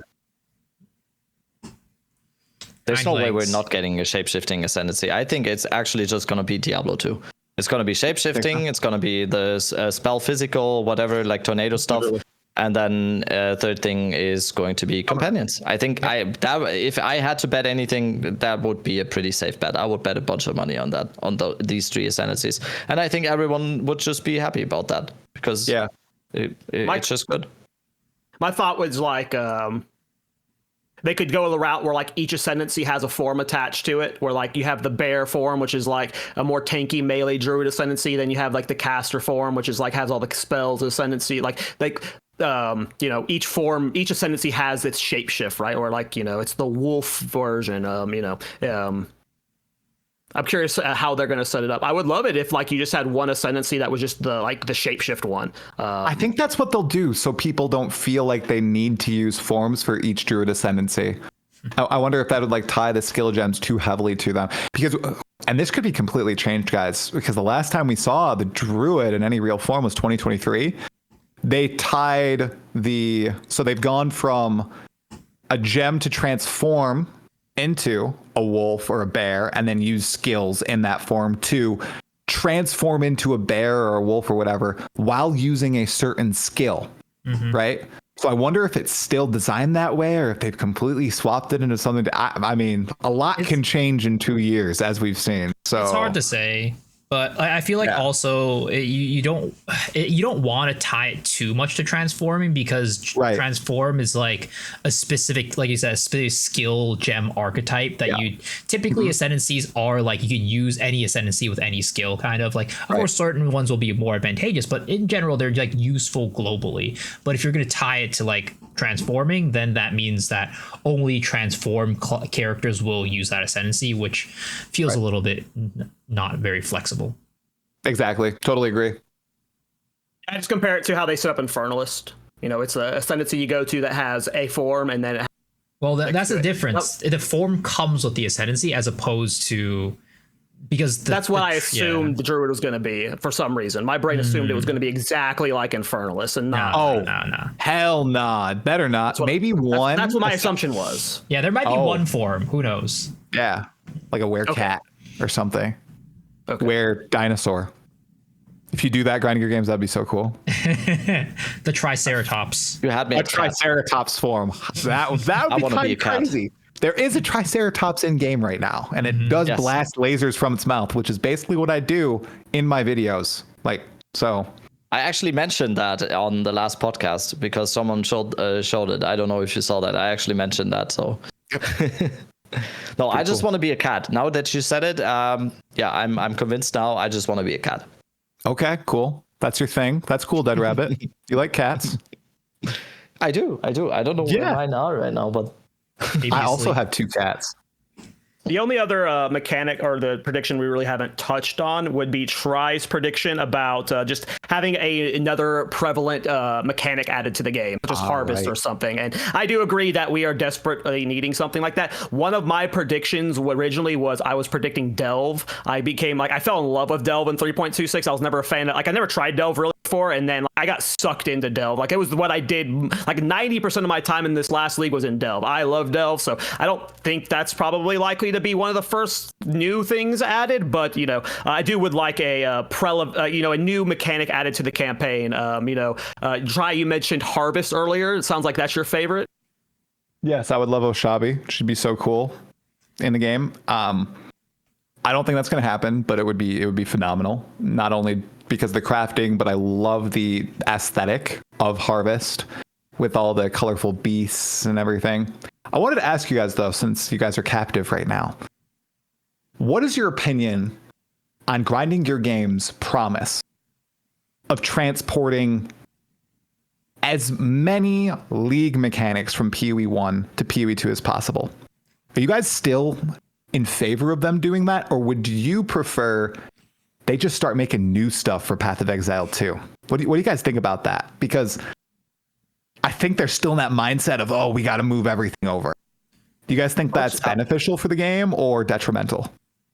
I would kind of think just both. I think if it actually makes sense, I'm not at all opposed to just putting stuff into PoE 2, because I've had the opinion a lot. I think it's a very, very slippery slope. I totally get it. It doesn't. They don't want it to be Path of Exile 1.5. I 100% get that, and I think the need for an actual new approach to a lot of the system that PoE 1 has, even though Path of Exile 1 is a perfect game. I think it is just. I think anyone that ranks ARPGs, if you rank Path of Exile 1, anything below top 3 of ARPGs of all time is just ridiculous. Objectively, I think it is close to a perfect game as a game gets. So going from that, I don't think it's a bad thing to just take ideas from a game like this and put it into PoE 2. It just has to work, and I think it's finding a balance between getting stuff from PoE 1 and taking the ideas and taking what works, but not making it too obvious that this is just going to be we want to make Path of Exile 2 as close to PoE 1 as possible. Because the reason why they made Path of Exile 2 is because there are certain aspects to PoE 1 that are just a huge turnoff to people who actually want to get into the game. The reason why PoE 2 had the numbers that it had is because it is approachable for someone who hasn't gotten its PhD in harvest crafting or any of the other systems in PoE 1. So it's kind of a non-answer. I know it's kind of a gray answer as opposed to a white or black answer. I think it's finding the balance between finding getting in what worked in PoE 1, but also finding new approach and new ways to get good stuff into PoE 2. I just want Blight. I don't know. I might be the only one in the world. I want Blight. I love Blight. Can we get Blight? No, there's a lot of people who want Blight. Trust me, man. Oh. I just one follow-up to you, Dead Rabbit, on that. Simple question. You can give, I think, a yes or no answer on this one. Do you think Breach as a mechanic was good in PoE 2, or do you think it's bad in PoE 2? I think my answer would be bad. I think it's too simplistic. It just when I think of a league mechanic, I love Breach. I should say I have Breach on every single map because it's so simplistic. Because it's nothing. I don't have to click on a window. I don't have to refresh a bunch of windows to get Omens. I don't have to do Expedition and see what the modifiers. Oh fuck! I clicked on Lightning Immune. Now I'm fucked. I love Breach because I just run into a purple thing and it opens. I kill a bunch of monsters. It closes. I get Breach stones. I love that. I'm super dumb. I just want to my brain is off the whole time. I think why I said no though is because when I think about a league mechanic, I think it's supposed to be more. If that makes sense. It's unfinished. We know we're getting 4 more bosses though. I completely disagree with the take that Breach should not have been in the game. Like it being not here I'm not is saying ridiculous. that. I'm not saying that. Isn't that what he questioned? It wasn't that what his question was though. Was should breach have he been said added whether into 0.1? I think it's bad. Maybe I misunderstood. Maybe I misunderstood.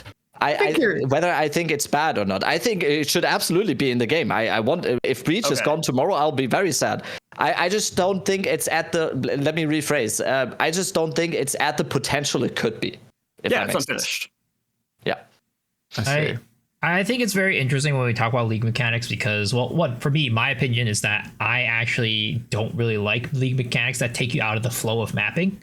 So things like expedition, but also things like things that'll take you to a different map. I don't like that either. And having to go to a different map to interact with that league mechanic also, like, I'm not a huge fan of it, but it's okay. Like, you know, like talk about like delve, menagerie, like those things that you have a separate area that you need to use to interact with it. I'm not a big fan of it. I like having them just simply ritual, right? You go in there, you press a thing on the map, you do something within the map. I like that more than something that'll take you out of the map flow or the map progress. Yeah.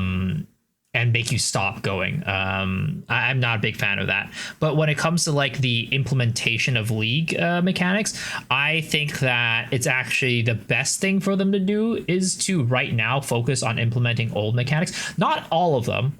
There are definitely some of them that I just don't think are fit for PoE2 because it adds way too much complexity to the game. That again, what Rad was saying, it just makes it like people don't want to have to deal with it when they're trying to learn a new game. But I think that it allows them to, because they don't have to think of anything new for those. Exactly. So it gives them time to work on other things and not have to think about something new to add into the game when there's already a lot of problems to fix and they already have the content there. Having said that, I do think that a lot of the mechanics they're going to add is going to be more like Wisps and Ultimatum, for example, where Ultimatum, it's like it was supposed to be normally, it's a thing in the map where you click on it and then you get the little three choices and then you get the monsters, right? Whereas now it's a whole thing by itself. And then Wisps are basically whatever the spirits, I forget what they're called, the tormented spirits, right? Except much worse, unfortunately. I actually wish they did keep that and not change it, but they're probably going to do something to tweak it to make it more PoE2 themed or, you know,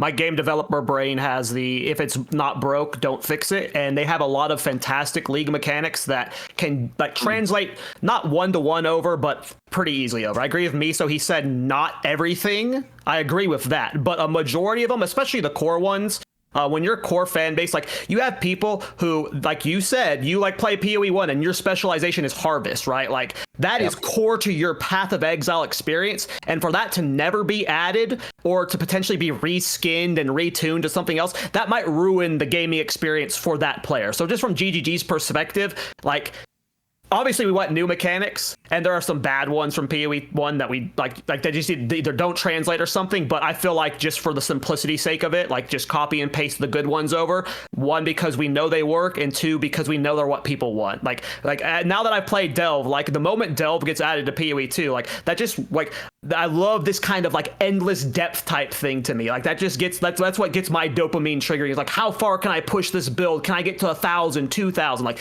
I kind of like that kind of stuff. You know, and there's a big fan base for Delve, right? Like the moment Delve gets added to PoE2, think of all the PoE1 Delve fanatics that were still on the fence that come over, right? So just from that perspective, I think it's important that they focus on PoE1 things, but yeah, if you have a cool new idea that you're like not sure will work in PoE1 or was a scrap mechanic from a PoE1 league that just didn't fully work out, yeah, bring out new stuff for sure.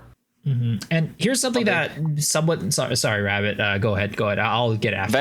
Very quick. I just saw maybe I just saw someone in chat said, Jazzarus in chat, I know that, said PoE Twitter just unpinned the tweet that was pinned. What does that mean? I have it open on my other monitor. So hold on, because they're about to pin something new. A new tweet is coming that will be pinned. Okay, that makes sense. I was like, why do I care about a tweet? My hopium. They announce everything first on Twitter. Like it's always Twitter first, guys. It's crazy. Yes. I don't even have Twitter, so you have to tell me.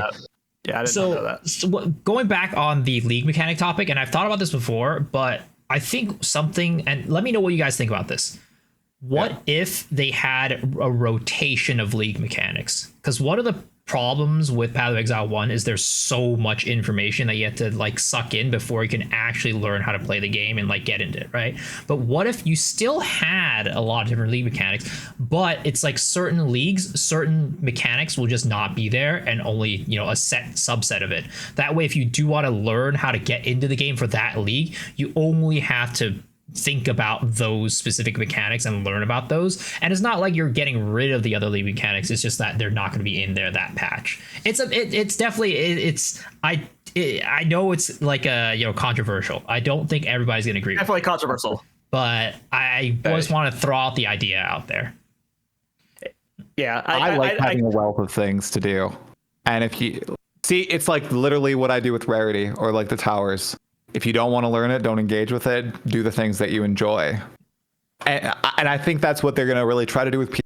I think that was the vision way back in the past, is they were going to separate out upgrade paths into all these different systems. And they've kind of done that right now, where you can only find the timeless jewels in Trial of the Sekima, and you can only find soul cores in Trial of right? So if you want to find certain items, you got to go to this certain place. And they've talked about like Delve maybe being the place where you go to get the best weapon crafting supplies and stuff like that.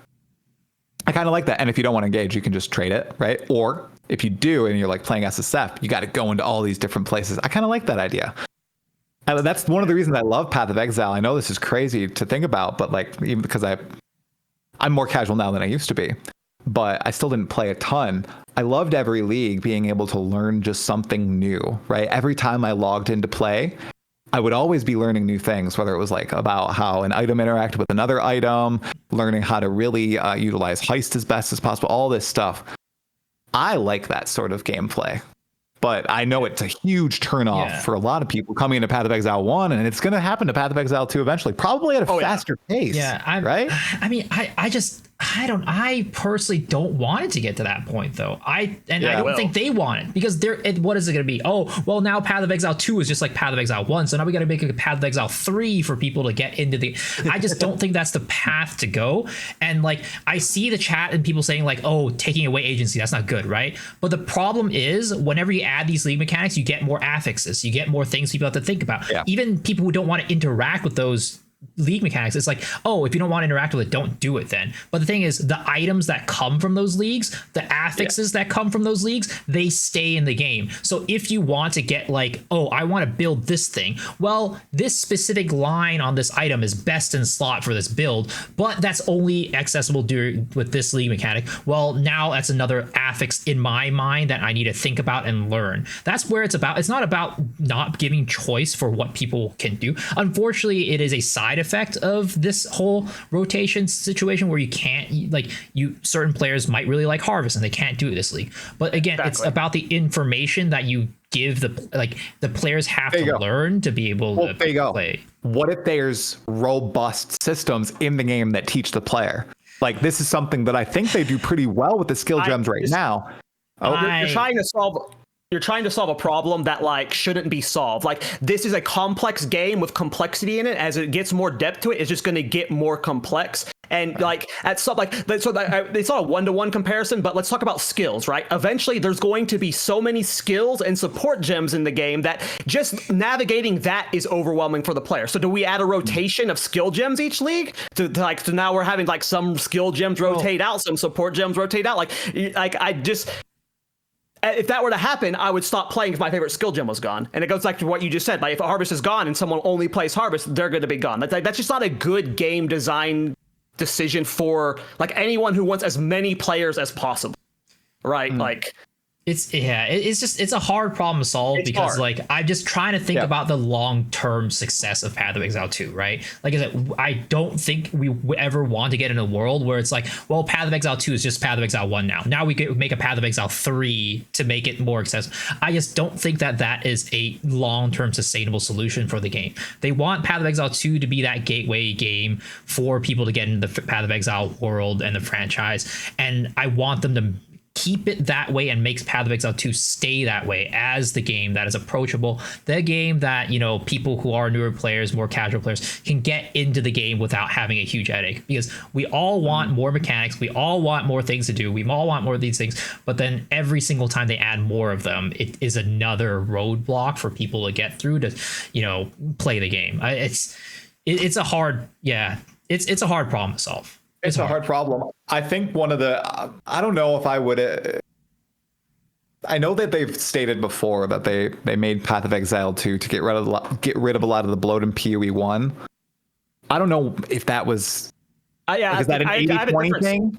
Yeah, I feel like it's not as skewed as people are making out to be. Like, I really feel like when they were making the engine and they added dodge roll and stuff, that's what pushed them to pushing this to a different game, is like those mechanical fields is what changed it. Like the WCA, well, yeah, Tencent too, but and WASD and stuff, right? Like, I don't feel like a majority of the reason why they started PoE 2 was because PoE 1 was bloated with so many systems. I'm sure that was like maybe like 25%, maybe 20, but I wouldn't say a majority of it, because the game feels completely different with the dodge roll and the stuff. Yeah, because that's what they have. That's what every live service game has right now, right? It's just like endless development. That's what they're going to do with Path of Exile too. I think the big thing is being intelligent with the way they add things and being able to allow players to learn in game. Because right now it just doesn't happen. You know, Zizarin has 2-hour videos on how to do betrayal. I've listened to those videos. I don't know how to do betrayal in Path of Exile 1 still, right?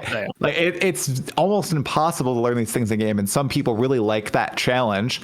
And yeah, maybe there's a place for those type of systems in a game like Path of Exile 2.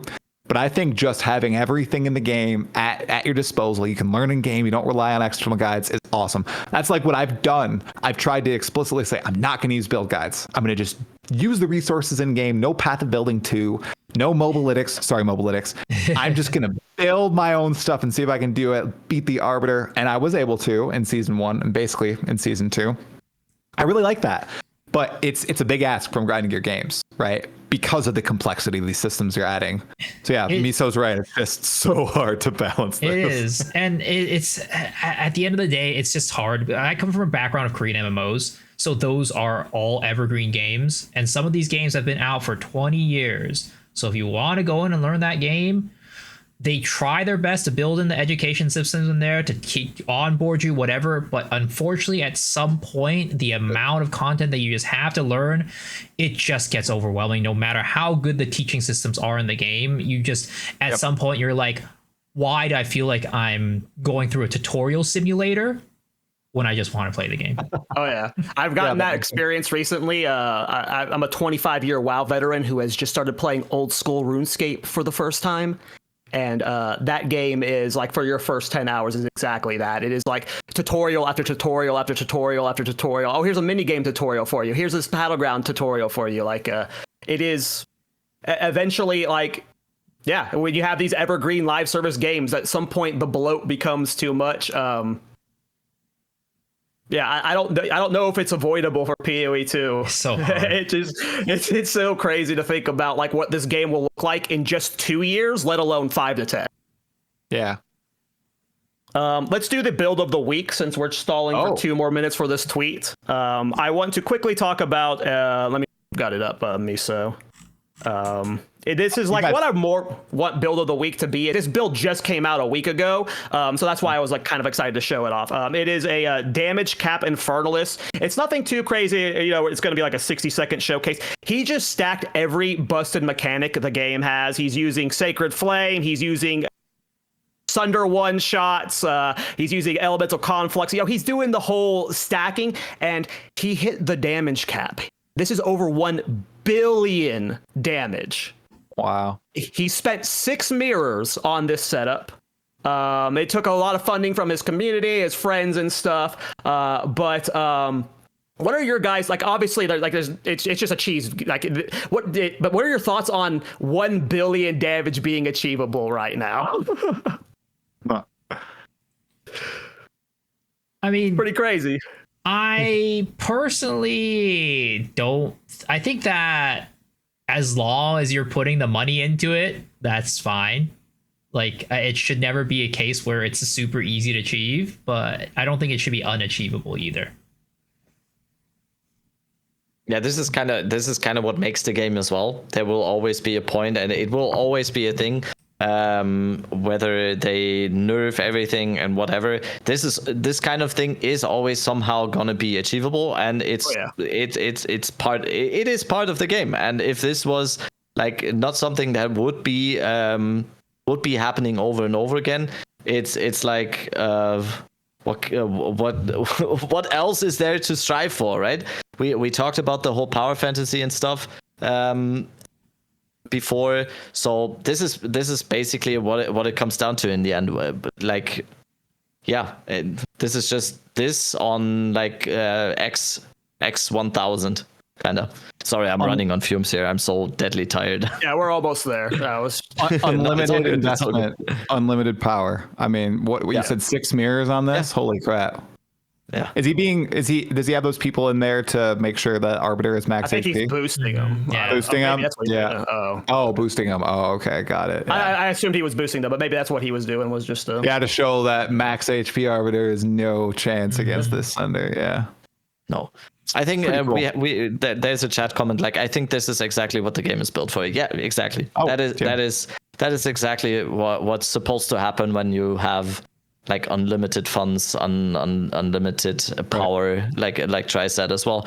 If this was just like not possible, and it is something for GGG to look at as well, like what is actually possible and the absolute top end, because when you have 100,000 players testing something, there is going to be stuff like that. And I think I don't know which interview it was, but I think it was with Mark and Jonathan, and I really like that statement, and it kind of just showed to me what GGG is about, and what I just like about the developers so much is that Mark, I think, said is like, yeah, we want you guys to find the broken stuff. I love that. I think they can even do it even more, and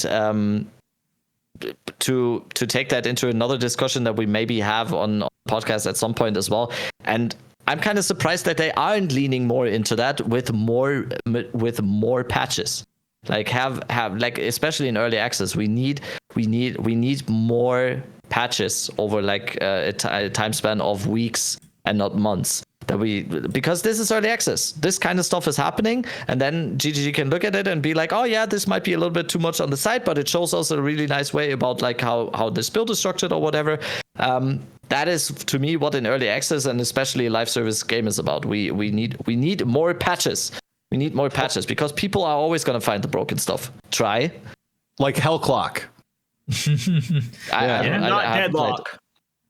Not Deadlock. Hellclock. A lot of patches. Hellclock. Yeah. What happened to 022? Come on. What happened to that? I feel like I have complained more about patches than anything else. Patch it. Like, early access is for the development of the game, period. That is why you are in early access. You're saying it is not finished, so let's start treating it like an unfinished product. That is just that's how I feel about it. People yelled at me for clickbaiting 0.22. I hate it, dude. Oh my god, dude. I still think it's coming too. Like, it's coming out tomorrow. There is no way it's coming, dude. No, of course not. No. Dude, there is a 0%. I will bet I've already bet my entire PoE2 wealth. Let's bet my PoE1 wealth as well. No way it's coming. Yeah, there's no way it's coming. Not happening. So I'm guessing we got no tweet. No tweet. No tweet. All right. Well, that was a good podcast try. Appreciate you coming on, man. I'm fans of you. I assume this is going to be a frequent thing we do, some prediction episode with you leading up to every patch or something. Yeah, that sounds fun. It was great. Thank you guys so much for having me on. Yeah, go ahead and just like plug yourself, where you're going to be over the next couple of weeks, where we can find you for 0.3. Yeah, so I'm Talkative Try. You can find me on youtube.com/TalkativeTry or twitch.tv/TalkativeTry. I'll be doing my usual bout of videos, and I think I have an episode of Still Sane booked with every single one of you. So you guys are all going to return the favor and pop on my pod in a few weeks' time. Hopefully, we're going to be talking about how much we enjoy 0.3 Dawn of the Druid. Well, sadly, I don't get that pleasure. Mine is right before the patch hits. Oh, it's yours. Is yours, let's see, what is it, after the reveal? I think so. Oh, it's after the reveal, though. Yeah, we'll have plenty to talk about. That's huge. Dude, that is like prime, because we're in maximum hype mode. Everybody's like, oh my God, it's going to be the best thing ever. And then the day after, the clip channels are going to be farming, and we're going to get meltdowns from everybody on the top of Reddit. It's going to be so great. It's going to be good. Can't wait. Mm-hmm. Miso, go ahead and start us with outros. For sure. I guess, or are we going all of us talking about ourselves or outroing? Yeah, individually. Okay, yeah, okay. So, yep. Sorry. Miso X Shiru. Come find me on twitch.tv/Miso X Shiru, which is where you guys are on right now, or YouTube, Miso X Shiru. Stream almost every day. Sundays I take a day off, but during the league I will be going back to the 7-day schedule. So come hang out. Oh, sorry, Rabbit. It's 4:00 a.m. I'm still not asleep, by the way, at that time. But yes, come hang out with me there. I'll toss it over to Rabbit then. No, I didn't mean it like that. I didn't want to cut you short, but no, seriously, that seemed very rude. No, Miso is amazing. Go watch his stream. He plays a lot of anime horse games. It's amazing. We're also like sometimes we're playing Peak together. He tried to carry me up the mountain. It didn't work. I'm way too dumb. I'm not gonna be the Reinhold Messmer of the crew here. Okay, anyone that knows Reinhold Messmer in the comments. Okay, no. Hello, I'm me. I am Dead Tired Rabbit. I also stream on Twitch. I stream every single day. I stream on Twitch. Right now, I'm a little bit in a hybrid state right now. I also have a podcast schedule with Mr. Talkative Try here on the 4th of September. So mark your calendars. 4th of September is my podcast going to be with Talkative Try. It's even more prime than Miso's one because it's going to be 5 days into the league. I will be probably sleep deprived beyond belief on that podcast. So I will say like insanely stupid stuff on that one. So make sure you tune in. I also have, which is super, super important and my biggest plug here, I also have a league launch event planned for on the 29th of August when the league is launching. I'm doing a 24-hour stream. I'm also doing a subathon type thing with sub goals. One of the sub goals is I'm getting a Val Orb tattoo. So if you have some primes ready, I'm getting a Val Orb tattoo. I also need like shaving head is in there. I need to wear a rabbit costume. I like stuff. So 29th of August, my stream, your league launch stream. I'm sorry to all the 3 here that are also doing the league launch stream. My stream. How many subs for an ass tattoo, Dead Rabbit? Ass tattoo? No, I already have a spot for the Val Orb. It's going to be here. Is there a sub number? My ass is taken already. I would show it to you right now. No, there's please, no space anymore. You can't do that. You can't do that unless you're a girl. Wait, I thought especially on Twitch we do that. Maybe dudes can do it. I don't know. Who knows these days? It's gonna be territory. I'm not showing you on my stream, so. Well, I'm Cal. That's my plug. I'm Cal Torek. I don't really do much right now. I really just do this podcast. So shout out to these boys for hanging out with me every week. This is really what I look forward to right now is every week I'm excited for this podcast and hanging out with Rabbit and me. So at one point I'll be doing stuff for 030 guides and YouTube stuff. I don't want to promise I'll be streaming. I might. We'll see how motivated I am for that when it comes to it. Yeah, we'll see what happens. But yeah, you'll find me. Just follow me on YouTube, Cal Torek. I don't have social media and stuff like that. But thanks for coming on for the podcast. Thanks to everyone for hanging out this late. Shout out again to Rabbit for staying up this late. And yeah, you're a legend, dude. Thanks for tuning in. We'll be back next week with episode 5. Bye. Bye. I like ending with byes. Bye. Do it every time. Get the salute in there.